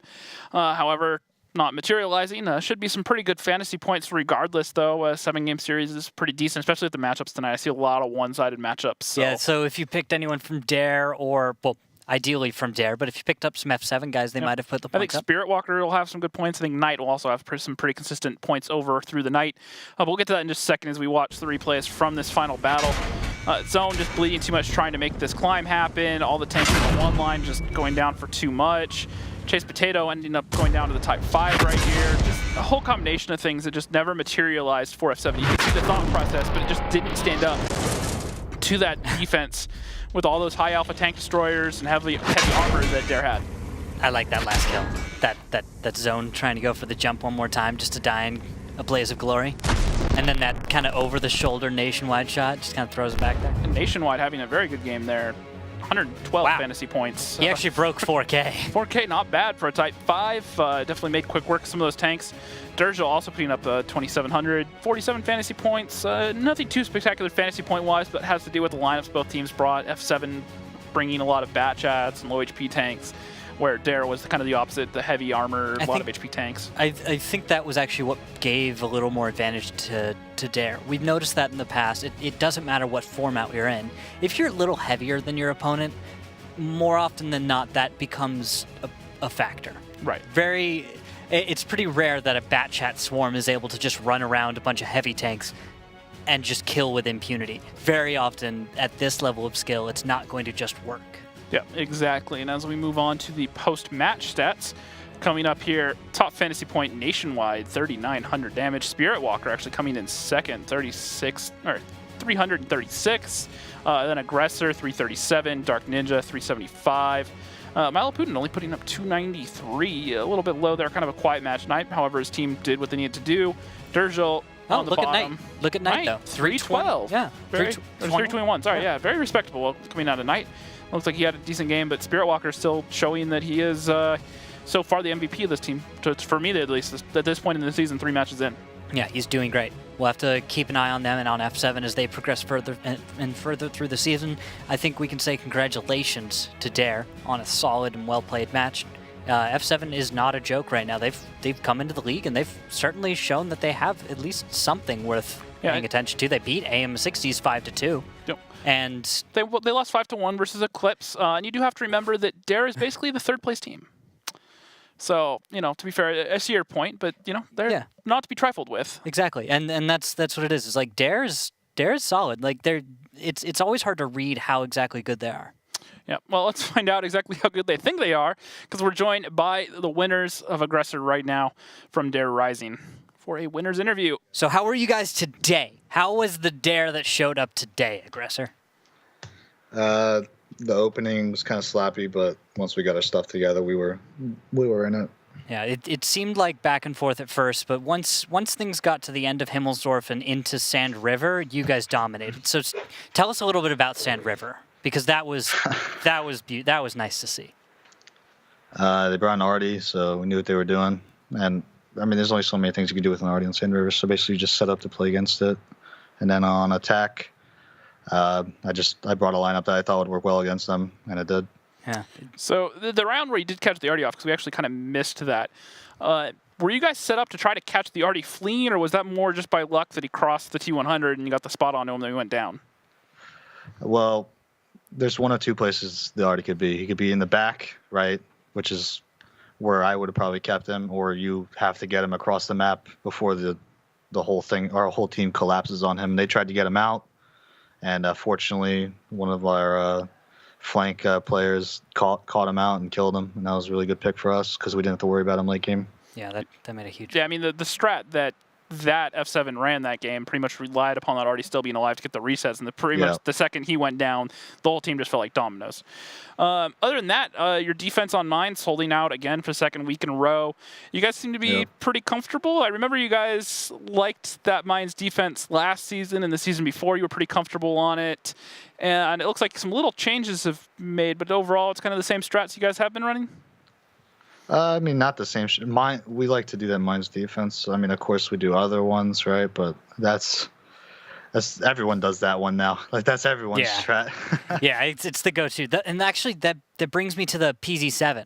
So that the PZ7 position, like we haven't talked a lot about the merits of it, but what do you think of that? Is that a tank for the exact position on the defensive side, or what's up? That tank is that tank design is like perfect for that spot because it's a little bit taller than all the IS4, which would normally play there, so it could spot the island cross, which is really important.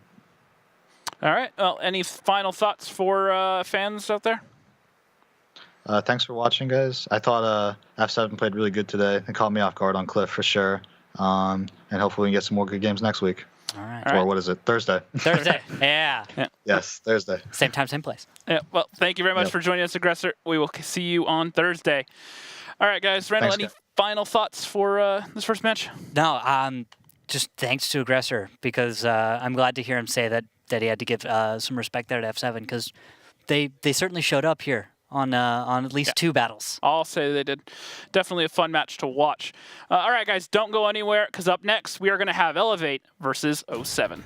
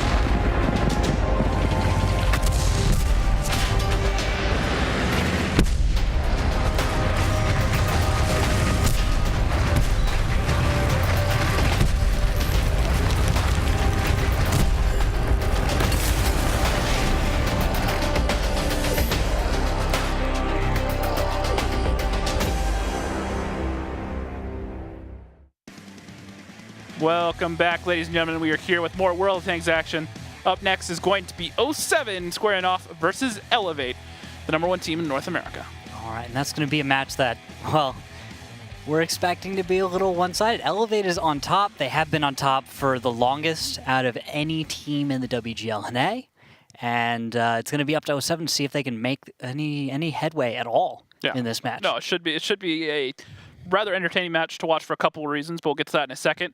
For updates on the league, standings, highlights, all that good stuff, make sure you guys follow us at Twitter at WGLNA, and make sure you join us on Facebook for the Facebook live show every match day at 4:30 Pacific, 7:30 Eastern. Get any fantasy advice or just questions about the league or anything done there on that. Yep, and that's at fantasytanks.com. You can go there, earn prizes daily, type 59s, gold, whatever. Yeah, all sorts of good stuff. Plus, see how you stack up versus the rest of us from the community, whether it's me or Randall, the rest of the ESL staff here, the Wargaming staff, and just everyone in the community, as well as a lot of the Gold League players themselves. Yep, but they can't win prizes. Yep, they prizes can't are all win the for prizes. you guys. Yep. You can just see how you can fare against us, though, playing the fantasy game. Wallhacks has done fairly well the last few seasons. A few of the other people around the office have also done pretty good here, so definitely good thing to keep an eye on. Now, anyway, let's look at the rosters for these teams, starting with 07. So, they are led by Fosta. We'll probably be seeing Meadowhawk on the face-off, but not on the battlefield. And who are the major players on the team that you're going to be watching, sir? Well, Colsoid and FC Dynamo, the new additions to this team, have been playing fairly well so far. Colsoid's had some very strong games, formerly from Utopia and We Play. FC Dynamo joining over from Tornado Energy and Utopia as well, I believe. So definitely call players very, very strong joining us from Ukraine. So definitely something to ignore. Russia, I think. It's Russia or Ukraine. I mixed them up. Good enough. But the important part idea. is that new players have to get used to the team, figure things out a little bit. And combine them with Arclet, who is a tactician, and Fosta, their caller. This team could be lethal, but so far they have definitely stumbled in the first couple opening match days. We'll see if this is a day for them to turn around. Let's look at Elevate's roster. Nothing really changed here from the offseason outside of Striker joining in place of Nits, who dropped out, and then Germ leaving for Eclipse. Other than that, this team is pretty much unchanged. Vetro has stepped into the starting lineup. External still playing. Ox, Dodo, and now the combination, just that starting lineup that they put forward is just so strong. They are the most winning team in North America. I've said it before. They've won 3 titles. First under Noble, once under Apex, once under Elevate. And they went to the grand finals this last year and finished 3rd overall. So a very, very strong team, both domestically and internationally. Yeah, we're going to have to see how well they do. If anything, if there's going to be any cracks in the armor at all, expectations for that are, well, pretty low. I'm really expecting Elevate's just going to show us exactly what Tanks is about. These guys are the bleeding edge in North America. Yeah, definitely. Yeah. And a lot of it's going to come down to which maps they play, because I think there's a few maps that 07 could definitely pull some stuff over on Elevate if they've done their homework. Okay, what maps? I think Proc, is a map where Elevate might be a little bit vulnerable on. Cliff and Moreau both going to be the first ones banned out. No surprise there. Ruinberg and Ghost Town coming through as our first picks. Yeah. 07, that is a 1-to-1 map, so a good solid defense could work out in 07's favor. Sand River and Mines both being banned. Not too surprised to see 07 banning Sand River. And then Himmelsdorf and Proc. Ouch. Okay. Ruinberg, 1-1. Ghost Town, Elevate's got it. Elevate's been very strong on that, and I haven't seen 07 have played that well on it recently. So that's where this one is 3-1, and then Himmelsdorf is Elevate's Fortress. Yeah. So no easy way to say that. That's where the match ends in Himmelsdorf. If it doesn't end in Himmelsdorf, it just goes to Proc, and Proc is kind of 1-1 there.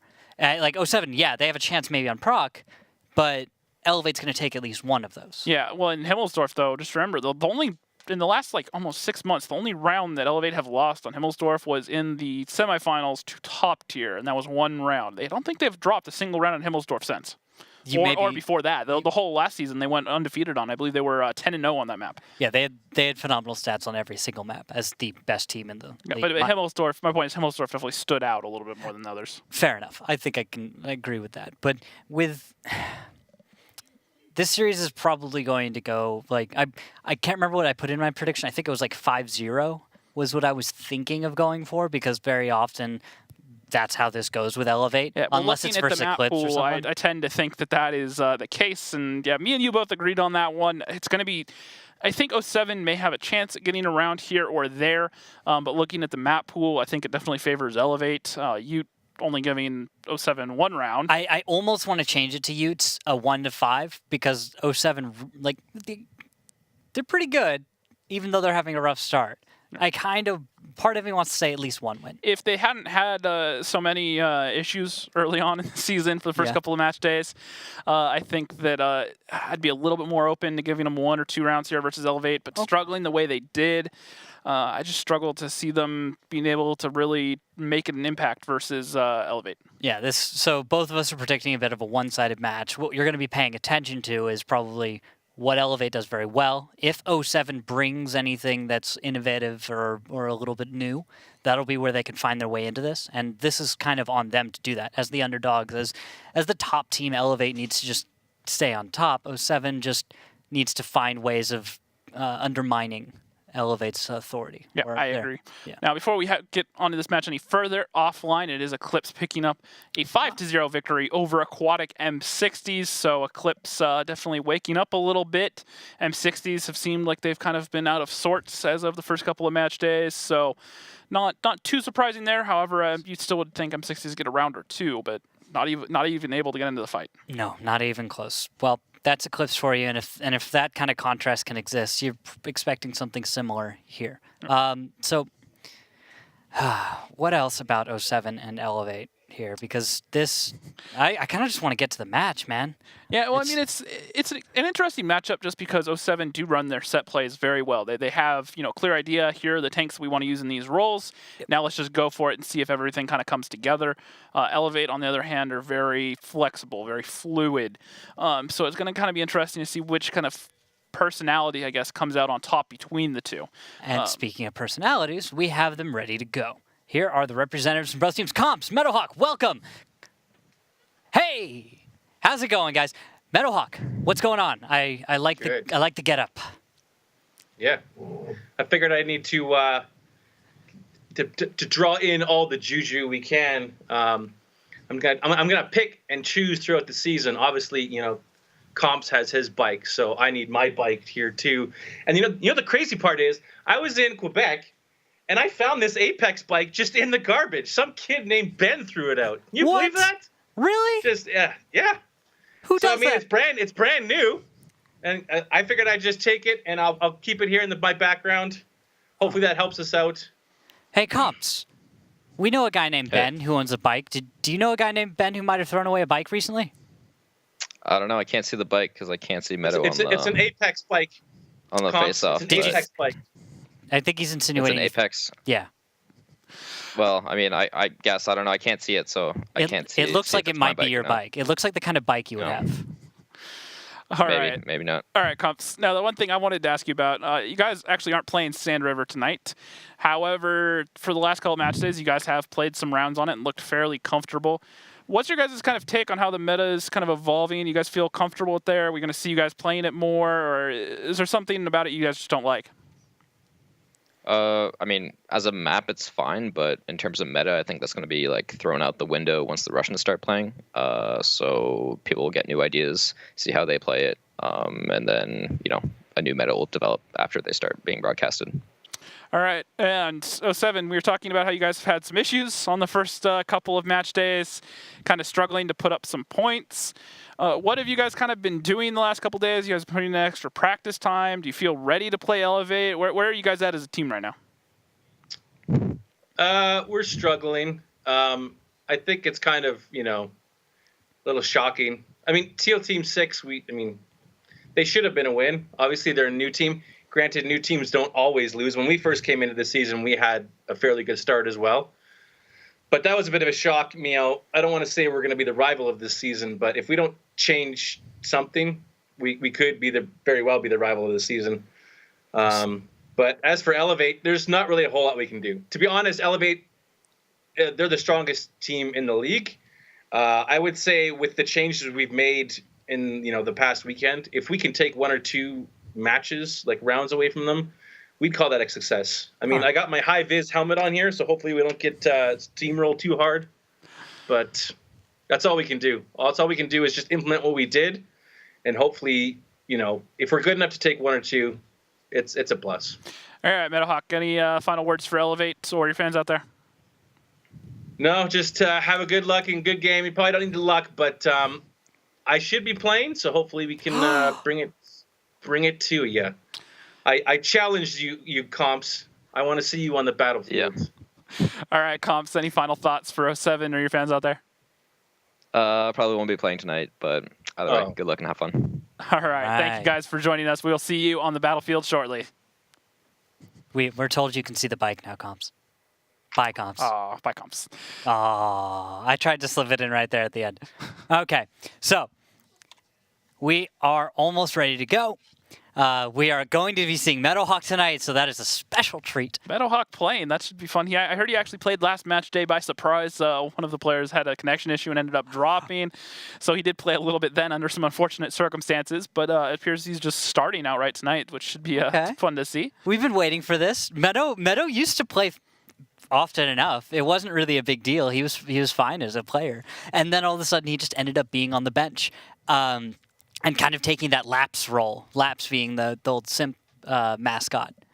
And then, well, he's done an amazing job at that, but it's good to see him back on the battlefield. Yep, exactly. Good. Now, we do have another update from the offline matches. It is going to be top tier up 4-3 over Teal Team 6. So, two struggling matches, or two struggling teams, I will say. Match is still in progress. However, top tier, they're one match away from getting some of their key starters back, and they're still able to be up versus Teal Team 6 right now. So it's not bad. Not bad. Teal Team 6 looked pretty good on their opening match day, even though they got crushed 5-0 by Elevate.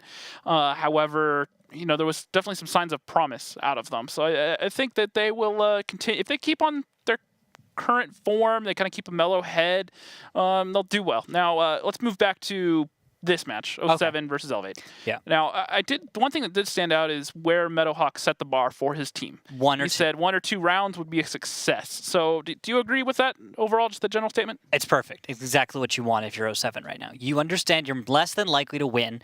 Last time you fought this team, the scoreline was 5-0. And that was last season, by the way. Was the last time Elevate saw 07. With that, 1 win, 2 wins, when you understand realistically the state of your team, you need to be realistic. You can't just sit there and go, all right, guys, we're going to try to win anyway, and it's going to be great, and just get everyone setting a bar at victory, and then knowing that's not going to be met. Everyone knows it's not.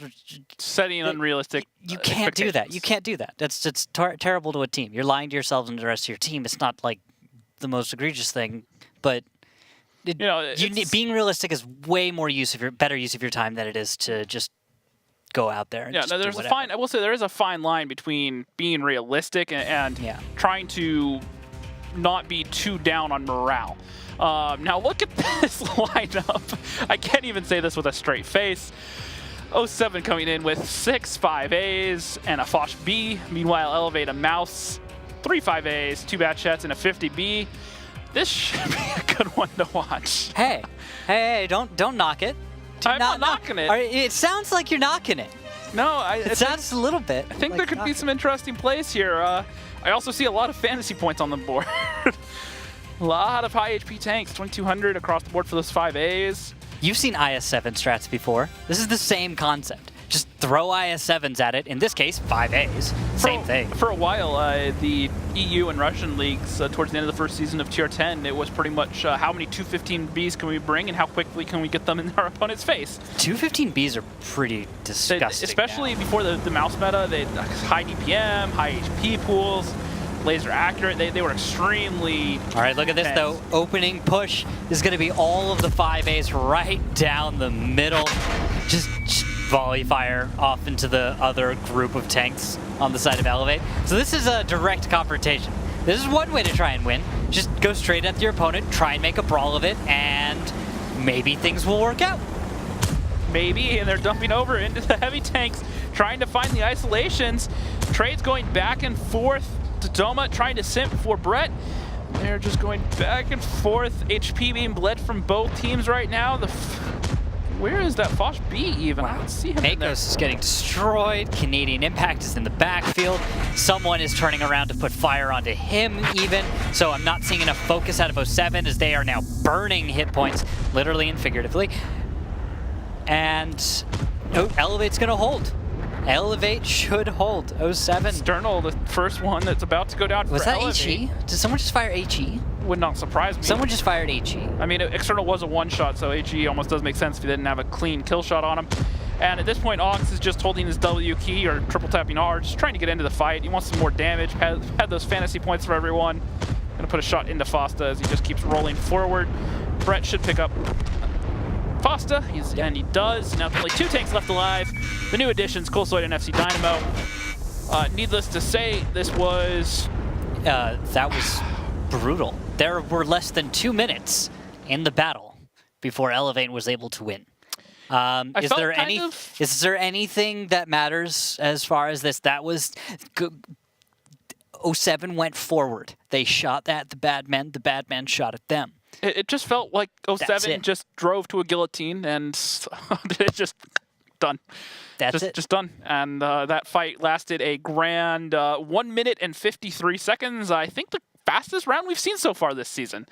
I know that Elevate last season had like a 2 minute and 10 second fast cap on Ghost Town.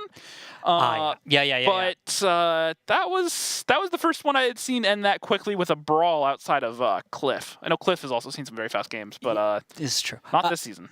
I'll actually interrupt real quick to have 3 to 5 is your update for top tier versus Teal Team 6. That's going to leave 07 as the only team to not have any points on the season. All right, 07. It's on you. Well, that just made this whole match really dark. Yes, it did. Gosh, I'm so sorry for 07 right now. But congratulations, top tier. This was the charge. So Elevate did not expect the attack. They did, however, respond pretty well. Not perfectly, but pretty well. 07 tried to focus fire, but stopped out in the open with no real cover or advantageous position. They were in lower ground even. There was almost no actual, they didn't have anything going for them. Nothing. They got nothing. Dodo putting up 60 fantasy points, Canadian Impact 80 fantasy points. Vetro getting another 40 off in there. Colsoid top damage dealer 407, nothing too fancy to see there, only 1500. Drops off after there. I didn't even see Meadowhawk. Where was Meadowhawk? He was in the middle of the fight. Yeah, he was in the 5A. He just shot bad men. Yeah, only got 1 shot. Foster actually doing 1200, so respectable. Wallhack's bottom for Elevate. Nothing too surprising there. It's about as well as you would think that strat was going to go in that situation, and Elevate clearly looked ready for it. Now, I can kind of respect what 07 were going for in terms of they tried to get in the low ground there to where the tanks in the village couldn't get direct shots on them, maybe find an overmatch, but they bled so much HP to get there. Not going to happen. All right, we're going to go into game now for battle number 2, 07 versus Elevate. And looking at the lineups, James, your thoughts? 50B, 215B, I7, Type 5, good for resets on either cap, 25As and Fosta in that T100, plus you got T100 down on the zero line, I guess, nice low profile tank, make it hard to, can get there quickly, hard to dig out, maybe we'll see it, we'll die easily to a bat chat though, so something to keep an eye on. Elevate, Mouse, 3 5As, 3 bat chats, Mouse most likely to bully one of the caps or hold the middle road, 5As can be aggressive, bat chats can flex around, you get open. Try to open up the different angles. If 07 really dig in, they'll need that flexibility to kind of chip away at them. So I think 07, or I think Elevate have the tools they need to defeat anything that 07 sticks out in this game, even if it is crazy. Fair enough. We'll have to see. T100 is moving south. Canadian Impact taking a incredibly efficient little run in his bat chat. He's making good time. 30 seconds have passed and he's already at the cap. Will bypass though, and because of that, is he going to go scout with this bypass? Or and we're actually going to see Meadowhawk push out in this I7 going down the 1 line. Batchat already in position to get some shots on him, so he may bleed some HP here. Actually, Canadian Impact takes a shot. Nice shot there from 07. And Meadowhawk now he gets caught out by the Batchats. Just to keep moving, he's going to start bleeding some HP. Meadowhawk down to 835, lots of damage. He's down to a 1-shot, and he goes down to wall hacks. Dodo taking a lot of damage for Elevate in return, so pretty much even trades, but the position loss for 07 is going to be vital. Absolutely is. Now, looking at damage, 07 is actually, well, for a moment they were in a slight lead. I don't know how long this will last, but Elevate needs to take the little city if they're going to have any chance of really you know, if they want to win here. The tricky part, of course, is getting control. And that's where 07 is actually holding on in this fight so far. Colsoid does pick up Brett. Vetro did get a shot into Makos. Andy snaps the shot off, doesn't get a connection. But Makos actually doesn't realize that because he's waiting, he's actually avoiding an opportunity to get some shells out. Vetro and External had a chance to reload. And Ox is pushed straight up the middle road and has gotten in behind 07 now. Andy does put a shot into him finally, but Ox is going to make it really awkward for 07 to kind of shift around right now, and that could be the final nail in the coffin, is I don't really see any way for them to kind of get out of the position they're in. They're pretty much stuck in each of their own individual little corridors between Ox, the heavy tanks, and the bad shots in the south. There is nowhere that any of these tanks for 07 can move without being shot, and the cap pressure is now being built up. So this is a really tough situation if you're 07. They need to find an opening, and I don't see it. Maybe onto Ox if they can get enough tanks around that side, open up. But if you do that, the bad chats over on the 0 line would just push in and collapse, and this is gonna just go nowhere really fast. That's the expectation, but look at the Type 5. I'm wondering if Andy gets the right shot on the right tank, that could be huge, but yeah. He's not really in a great position for it, is well, the problem. He's squaring off versus a mouse, which has too much armor for that Type 5 to really make a consistent impact. I mean, he will get some damage. But I know what you mean. It's not exactly like hitting a bat chat. Well, yeah, it's not going to do the full alpha of that gun. It's not going to do the full 1400 as well. Wax does pick up FC Dynamo. External's going to push in here. Ox trying to push around. Canadian getting some nice shells into Colsoid. He's on the reload, though.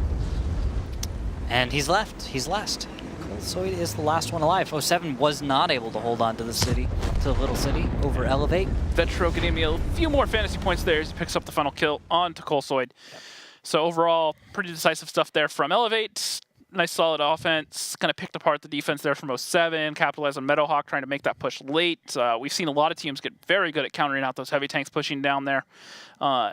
It's kind of a tricky situation because IS-7's the slowest of the heavy tanks to push down there, but it has the best armor once it is there. So it's the balance between getting there safely and having the best tank once you're actually there. Because you try going for a 113, gets down there quicker, yeah. But it has a softer turret, not as good gun depression, so it's not the best tank in the position if it's there. So it's kind of that balance they have to juggle, between just picking their lineup in the beginning and start of the game.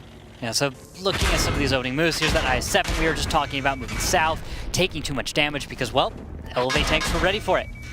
There's Fosta going down as well, so showing you Elevate's focus in the southeast. That's the first priority target if you're going to control the east side of the map.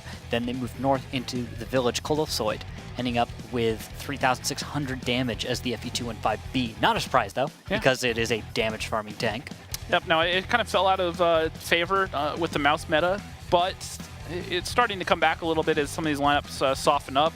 Ox, top damage dealer, 3,400 for Elevate. Vetro, second, 2,800, another 63 fantasy points. And Wallhacks, 3 kills, as well as 2,700 damage, 90 fantasy points. We've talked about that before. The callers can put up some pretty decent numbers just because they put themselves in good positions. They kind of see things move there before they have to tell anyone to do it. And, it's something that can definitely work in their favor. Looking at the other team, 07, outside of Colsoid, no one really able to stand out. Meadowhawk getting caught out early on, unfortunately not able to do much for his team, nor too many other players out there, including FC Dynamo, who gets caught out after doing only 925. All right, we're getting ready to go to Ghost Town now. And on Ghost Town, this is Elevate's map. So 07's going to have to pull out some crazy plays if they want something to work. Altogether, though, the number of strategies and options that 07 has for Ghost Town are kind of limited by their lineup. If they don't bring the right lineup, certain strats, no matter how well executed, just are going to work out poorly. Yeah, in 07, if you look at the lineups here, 250Bs, 2 mice, 2 5As, and a bat chat. Meanwhile, Elevate, 2 mice, 2 type 5s, 2 5As, and a bat chat. So both teams opting for 1 bat chat, 2 5As, 2 mice. However, the difference here is 2 50Bs versus 2 type 5. Okay. Defense does go to Elevate, so they don't necessarily... I want to say they don't need to necessarily flex around as quickly. However, defense on Ghost Town, you need to flex around. You need to be able to move. A little bit. You need to flex around a little bit. Just a little. Not that much. But yeah, the Type 5s, I'm a little concerned. You could find them out of position. But I got to admit, the damage we've seen out of Type 5s before is pretty impressive. They they could just smack the top of a tank that otherwise would be invincible for significant damage. Well, and the thing we've also seen happen is versus mice. If the HE shell hits just the gun mantlet, what can happen is the splash from the HE shell can go straight down into the engine compartment and actually cause fires and engine damage. So yeah. That's why it's just so brutal. And well, combine it with some mice, and the opening move from 07 isn't super aggressive. It's a little east and north, maybe kind of pressuring the north cap, but not rushing it whatsoever.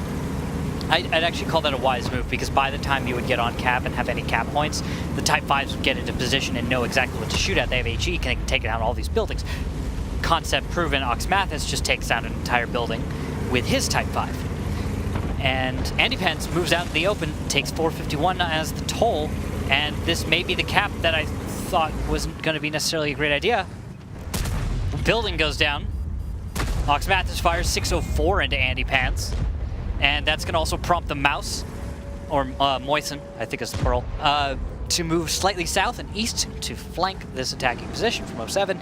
Meantime, see that Bat Chat moving farther south, and he's going to meet up actually with the Bat Chat on the side of 07, Colosoid, and they should fight it out. While on the cap, Type 5s work to defend with the assistance of the 5A, played by Dodoma. Colosoid and Canadian Impact actually squared off in the south there in the Bat Chats, and Impact having to bail out, turn around, drop his clip. Colosoid now should come in and get some opening shots onto the tanks of Elevate, so if they can capitalize on it quickly, this isn't completely over for 07. And now up and over, we see the Type 5s attacking, pressuring onto the 5As of 07, understanding where the advantage is, and landing numerous shells, actually. Fantastic job right now. Ox Mathis has done 2,200 damage already, and we're not even 3 minutes into the battle. Look at all the module damage being done to 07 from those HE shells. 2 dead gunners, a dead commander, and a dead driver. And nicely played. Wall hacks and Ox Mathis kill Andy Pants. And this is just... There we go. 07 aren't out of it, but they're not in a great position. Just Elevate's playing it very, very well is the problem. It's like, what are you going to do against 2 Type 5s defending cap? Ox Mathis just picks up Foston. Like, right there. That's beautiful play. And on the other side of the map, this Bat Chat fight, well, that bounce from Colosoid. Oh, that's what you need. And that could be what turns the tide here in favor of 07, is this should even them up on HP. Colosoid picks up the kill. Wow, that was not expected. Okay, but in the meantime, Ox Mathis has moved his flank around to the behind of some 07 heavy tanks. Warbander just went down, so where there was some advantage gained for a moment, I think it's all about to just go away. And Brett bouncing a bunch of shots in that Mouse from the 50B. He's just going to drive towards them as the Type 5 of Ox Mathis does take down Meadowhawk finally. External puts another shot into Makos. 2 50Bs and a Bat Jet, all that remain for 07. Yep, Makos is left alone, all by himself. He dies. FC Dynamo, other side of a cap, trying to defend. Not gonna happen. And Elevate holds yet again, Rux. They hold once more. Yeah, they made 07 made them work a little bit harder that time. Still not enough though. Not enough. Although they're at least putting a dent into Elevate every fight. I'll give them that. This isn't that. There's nothing necessarily wrong inherently with the strategy. It's just Elevate's reactions and executions are on top of it. They understand exactly what 07 is going for, as if the plan had been written down ahead of time. And people are getting silly on the side of... Oh, and the HG shot. Wax from downtown with the Type 5. Nice. Not bad there. Colosoid putting up some good damage, but at the end of the day, not able to really...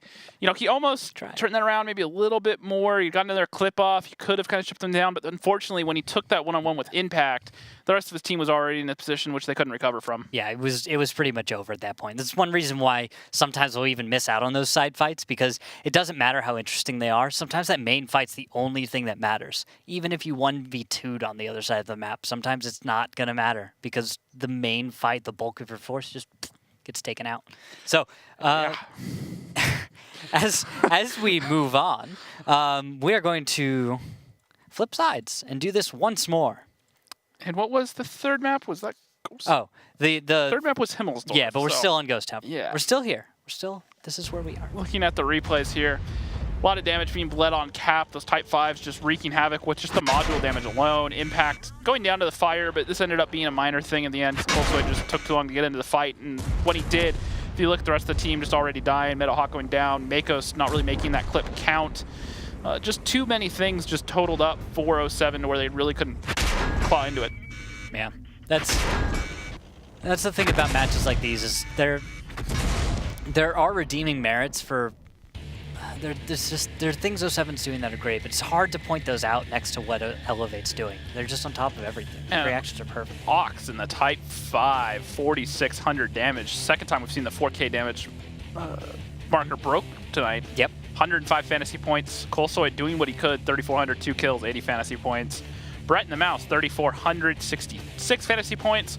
Vetro, 3K, 2 kills, almost 80 fantasy points. Not bad there. External also having a solid game. FC Dynamo, Meadowhawk doing what they could, but just at the end of the day, not really able to get into the fight. Makos only getting a clip and 1 shot off, so just overall not really able to get into the fight. And Dodo and Canadian Impact both having poor games, but they were more, I don't want to call them Ken fodder, but just HP that just absorbed a lot of shots while the rest of the team kind of did the damage. So pretty much. They just didn't even have the opportunity to deal the damage most of the time. Yeah, and 07's Focus Fire was decent when they did catch some of them out of position. They did take some of them down quickly, but just not enough at the end of the day. And looking at the lineups, 07, 3 Mice, 3 57s, a Bad Chat, and a Leopard 1, Meadowhawk's favorite tank. Meanwhile, Vetro coming in with a 50B, 3 Mice, a 5A, a Bad Chat, and a Foch B. So we won't see any Type 5s. The Foch B should be something to keep an eye on, though.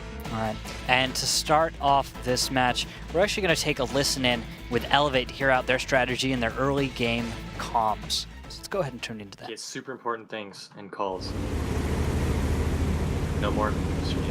Might be the TS. No, you're fine. No, that sounded clear. That sounded really clear there. No, it's a TS adding random sounds. I should be watching. Whenever somebody else talks, I hear ringing noise. I don't know. That's The voice mic seems to be fixed now. It's like super clear, not quiet anymore. My accuracy. Why did I shoot the truck? I got lit in the south. They should make it so that if you shoot HE, it doesn't count as accuracy. But then a Type 5 wouldn't work. I don't know what they're doing here. He's like looking for a shot on the south. You two Mice, make sure you watch and see if you can shoot the corner. They're expecting us to go south here. You know what I'm saying? Yeah, I know what you're talking about. Are we going on right away? See if he They're goes blind tiger. firing buildings. Are we getting on right away or no? Yeah. Okay. So we're hiding behind the crane here. Hide behind Yeah, hide behind the crane and then... I don't see him getting on.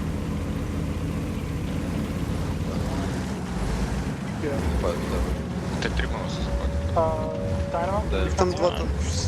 Can we get the leopard off? Can we get the leopard off? Take this meadow? Go now, please. Go quickly. С этой стороны заходить как. Да. We're just gonna wait as long as we can for the Leo and the 57 guys. Foster, you need to come in with the mice, please. Just come in here. Нет, Бачат стоит, наверное, меня контроль стопудово. Может еще башка. Да, можно когда поехать. Just, I think the Leo will make it. 30 seconds is a long time. We gotta set No, I'm not gonna get there. Yeah, make us do that. You can go with and make us open, it's fine. Just come with me then, that's fine. Where are they? They're behind the crane. Cap? Yeah, it's fine. Do we just want to go up this way or what? Yeah, maybe you can get it. There's another mouse. We'll just shoot.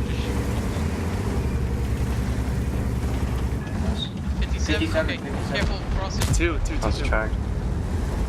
Shot it on. Leopard is on that 57. Yeah, you can move. We can move this way. Yeah, we can reloading. shoot the 57. We can shoot the 57. I'm gonna move into here. Reloading for 30. I'm coming toward closer. I should not need to.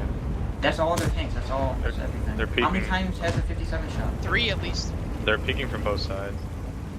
Ox, We need to back up. we need to use the crane to get Back ourselves behind. safe. 57 shot Water, you have to get that guy. You guys shoot the External, get ourselves safe from this left shot. corner. Taking a lot of damage. He's gonna kill me. Come though. behind me, come behind me. I can't. I'm Low dead to 7. this bat.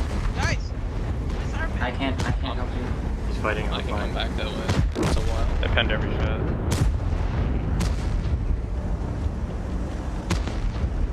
Mouse distract.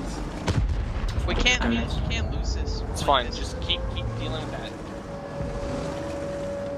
I'm coming back. I'm gonna win this fight. You guys just focus on mid. I'm doing damage on these guys in the corner. I'm still on cap. 57 reloading. shot. One shot. One of my still your shot. I'm reloading. 2 1 shots. Again, just focus on mid. I'll shoot Impact, he's 700 health. Yeah. I got a Leo and 57 potential. There's the other 57. Never mind. Yeah, there's 57. I'm reloading. Leo's gonna probably come behind me here. Loading for 15. I can kill this guy. They're gonna try and get the mouse. Bat leaving. Yeah, I can shoot him. He shot once. If you're 57 healthy, shot once. 57 might shot have once. to- I'm healthy. I have I'm 2K full as health. well. 57 I'm sort of shot 2. healthy. 57 shot 2. They're gonna have to come back to me though, so like, just be ready for it, guys. So do you have to get your safe 57 from shot that? 3. I'm 3. pretty safe right now. I have I'm covering Dodo if they I have peek from the externals right. dead carcass, so Yeah, if they peek, I can shoot. the only them. thing That's that they trying to can get do out. is come up right Yeah, here. he shot 2. That's the only Impact. He angle, shot 2. really.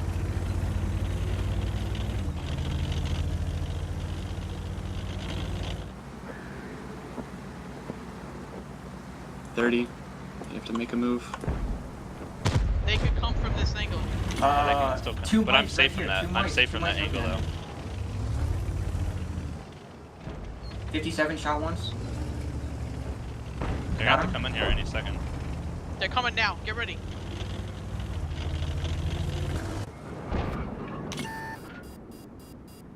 Are they coming at all? 57. I tracked Warband. Hit him. 57 shot once. They may not. Oh, Elevate, very cool, calm, and collected there as they try to close this out. Very fluid game plan they have set up. Just trying to react to 07 as they come at them from different angles. But so far they've been up to the task. Makos is going to push in, put a shot into Dodoma, but Brett is going to come around with that Foch B and I think finish off Makos here in a second. Try. Colsoid comes behind him, picks him up. Yeah, that was not a wise play. Brett decided to kind of suicide himself in that sense. And, well, this didn't look half bad for 07 for a little while, but Elevate's just too good. Just doing everything right. Every single thing. Except for that one bit with Brett. That one thing with Brett was honestly, I think, a YOLO. He just decided, I'm just gonna go. Doesn't matter, we've already won, I can do what I want. Kinda. Trying to be a little bit cheeky, get in there, get some damage. Yeah, pretty much. And not quite, and it wasn't quite bold enough to throw the battle because it was mostly decided by that point. Nice shot by Canadian, getting a kill. All Meadow. down to poor Meadowhawk and his Leopard 1. Yep. I believe in you, little buddy. You can do it. Believe in yourself. And Dodo puts him down, and that is going to make it 4-0 in favor of Elevate. One more round, and they will seal the nail in the coffin on another 5-0. Yep, and that's what Elevate does, ladies and gentlemen. It's kind of straightforward. There's not a lot of variance. They win, and well, then they win more. And then they win some more, and then they go to the global finals, and then they lose there, but only for third place. They're good enough that they could pretty much telegraph their strat to pretty much anyone but Eclipse and expect to walk away with a win as long as they play well. And this is kind of what it was. They didn't really break out anything mind-boggling or crazy this game. They just ran a fairly standard strat, but they ran it well. They knew how to cover each other. I think the comms helped give a lot of insight to what exactly is going on for Elevate. You could hear how calm and cool and collected that they were, right? There was no point at which they, even when it got a little energetic, it was energetic because these guys are having fun. It didn't feel like anyone was stressed out or freaking out. They're like, what do we do? Oh my God. Yeah, and you know? Yeah, look at it though real quick. Colsoid, if anyone has him on your fantasy team, I don't know why you'd have him in this matchup, but he's making it worth another 100 fantasy points. He's got to be up at like 300 or 400 already.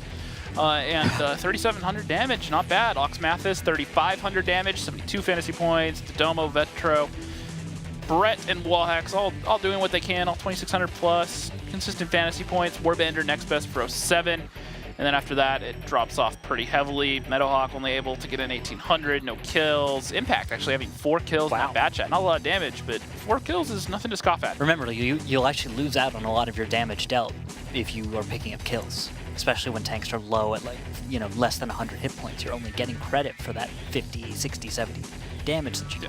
You don't actually get credit for the where your shot does another 350 damage, for example. So, yeah, exactly. I get where you're going on there. Yeah, just something to always note for a lot of us out there. It's easy to underestimate.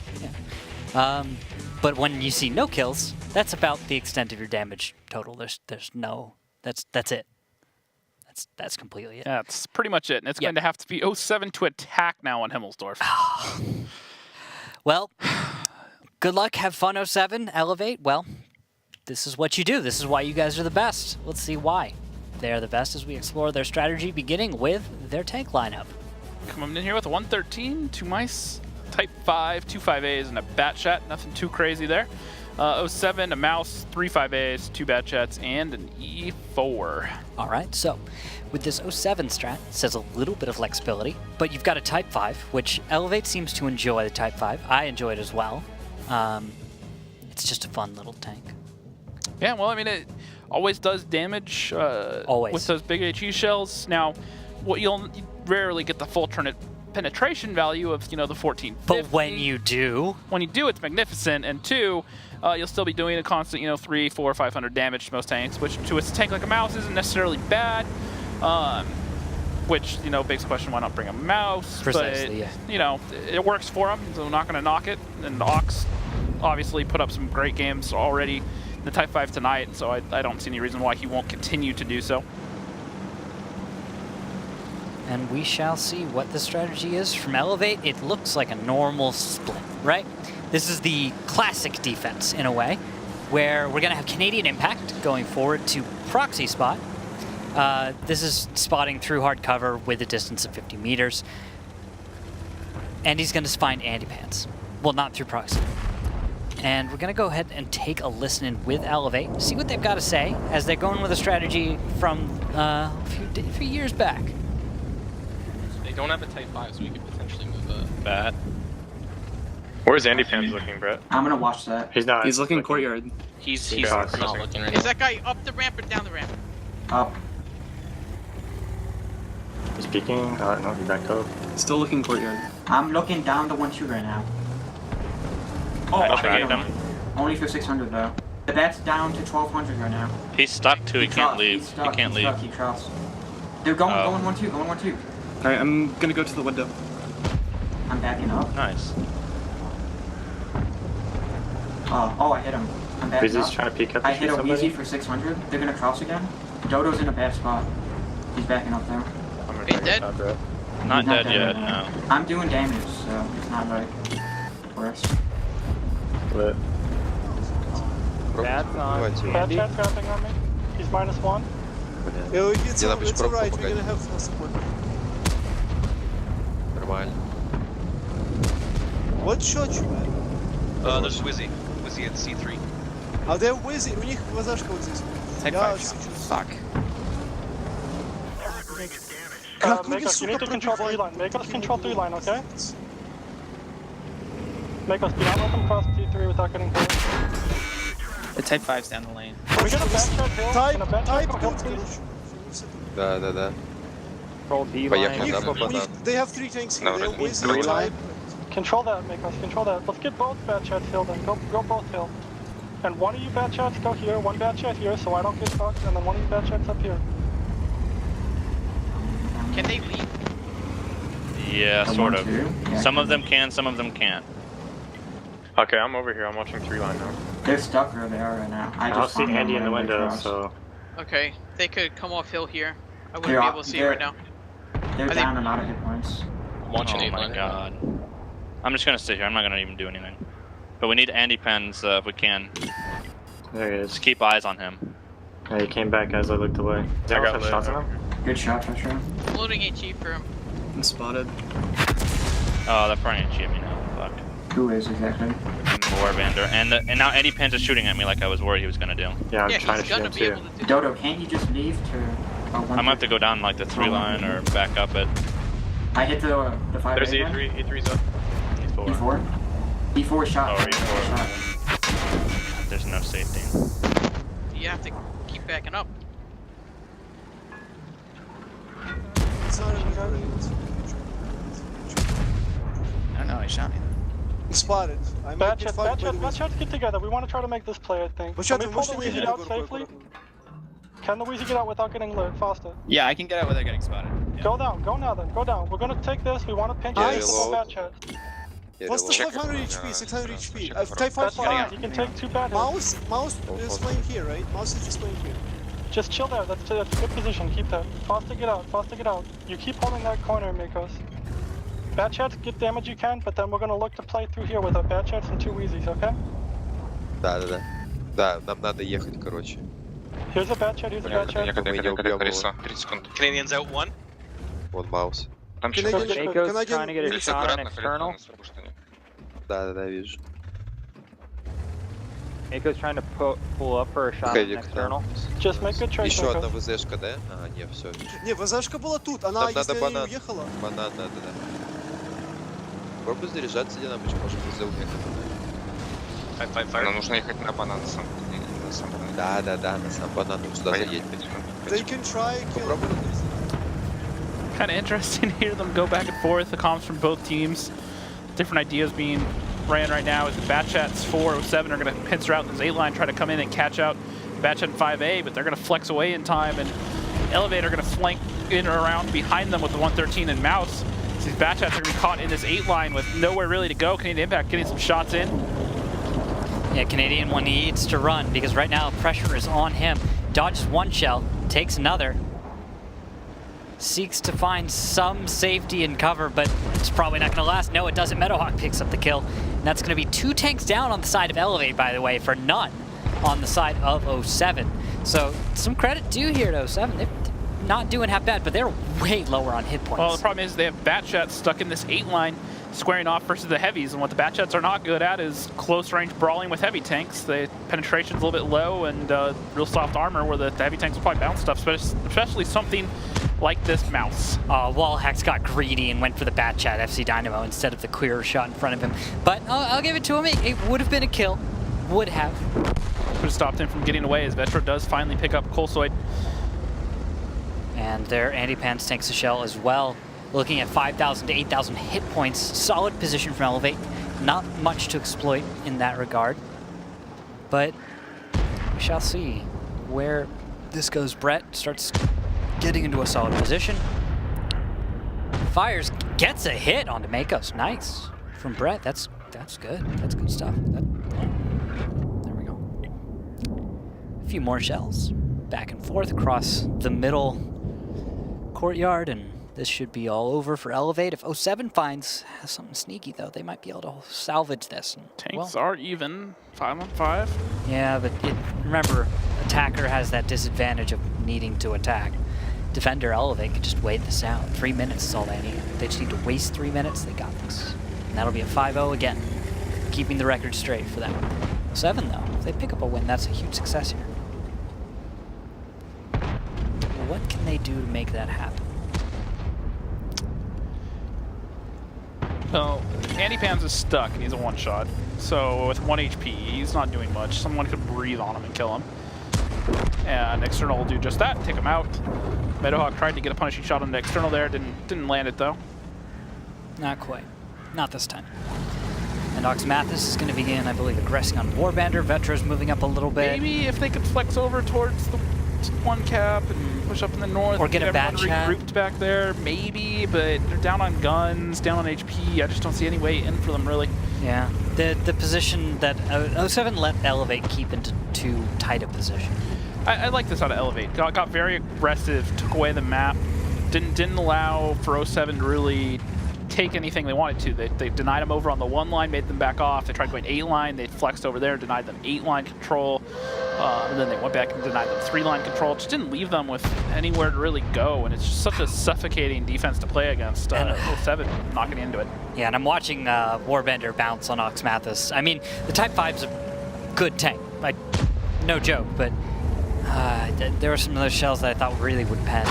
But there we go. Oxmathis is going to win, get Warbander. 3 tanks left alive for 07.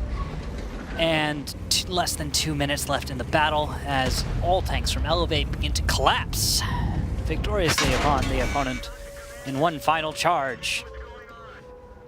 Although, actually,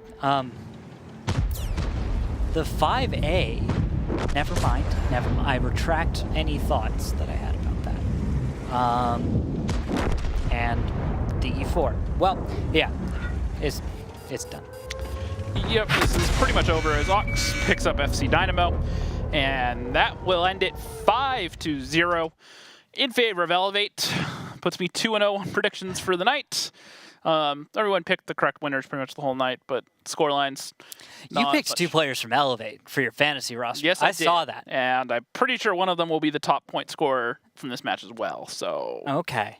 We'll have to hold on and see if they break 300 points, because the thing is... one of my players broke almost 5k damage this game, so... we'll get to that in a minute as we get to these replays in a second from this last battle. So what did you see there, Rox? Anything you want to note? I just like how Elevate played. I like their defense. They didn't stay stagnant. They denied different areas of the map. They flexed around. They looked where a threat was going to be coming from, and they flexed there before they could get there. So just overall, I'd really like it from Elevate. It's... I often talk about passive defenses and why I don't like them, and this is the type of defense I like. A very active, involved. Exactly. They saw what the other team was going to do. They predicted. They set up to deal with it. They not only predicted their opening move, but their secondary move, their third move. They got there ahead of time. And looking at Ox, 4,700 damage, 2 kills, 112 fantasy points. Not bad there. Mako's top damage dealer, 407. Then Vetro, another 53 fantasy points. External, 71. Fosta, FC Dynamo, and Warbander also not putting up great points. Now, another thing I will note was we mentioned during the game we were doing the listen-ins, it was actually sounded like Andy Pans doing the main calling there, 407. Fosta really didn't say much for them during that game. Not during that game. So that means one of two things. Either calling for that map, that battle kind of thing, or there may be some turnover of the caller role. But it could be temporary. Sometimes that'll happen. For whichever map, you'll have a different caller based on what roles everyone plays. So someone who makes a decent scout might not call on the open maps because they're too busy with one thing, and then on city maps do something else. Like there's a lot of options there. So that was certainly something we all noted and might have to watch out for in the future. Fair enough. And then we'll move on to the post-match stats coming in here. Ox, 400 fantasy points. Wow. 5 kills, 1,800 damage, not bad. Vetro, 288, respectable. Not great, but respectable. Koisoid, 300 fantasy points. Pretty strong showing despite 07 being on the losing end. It's not bad there. Brett, External, Makos, Wallhacks all doing decent based on damage. Impact and Dodo having a rough night, but overall team did spectacular. They did their parts. Can't really knock them. Yeah, maybe we'll ask comps if they're working on their sharing damage tactics. Well, Ox appeared to want it all for himself. Yeah, because he put up a lot of damage tonight. Yeah. So, speaking of comps, we are joined by him right now for a winner interview real quickly. Hey. Once again, Elevate getting a nice clean 5-0 has to feel good.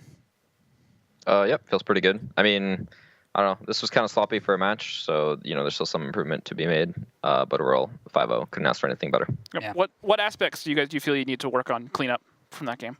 Well, we had a mic issue starting after the third match, so comms sort of started getting out of hand, and also there's a lot of missed shots, I guess, bad RNG. I don't know, I have to go over replays to see what exactly went wrong, but overall, there's a lot of things that need to be cleaned up there.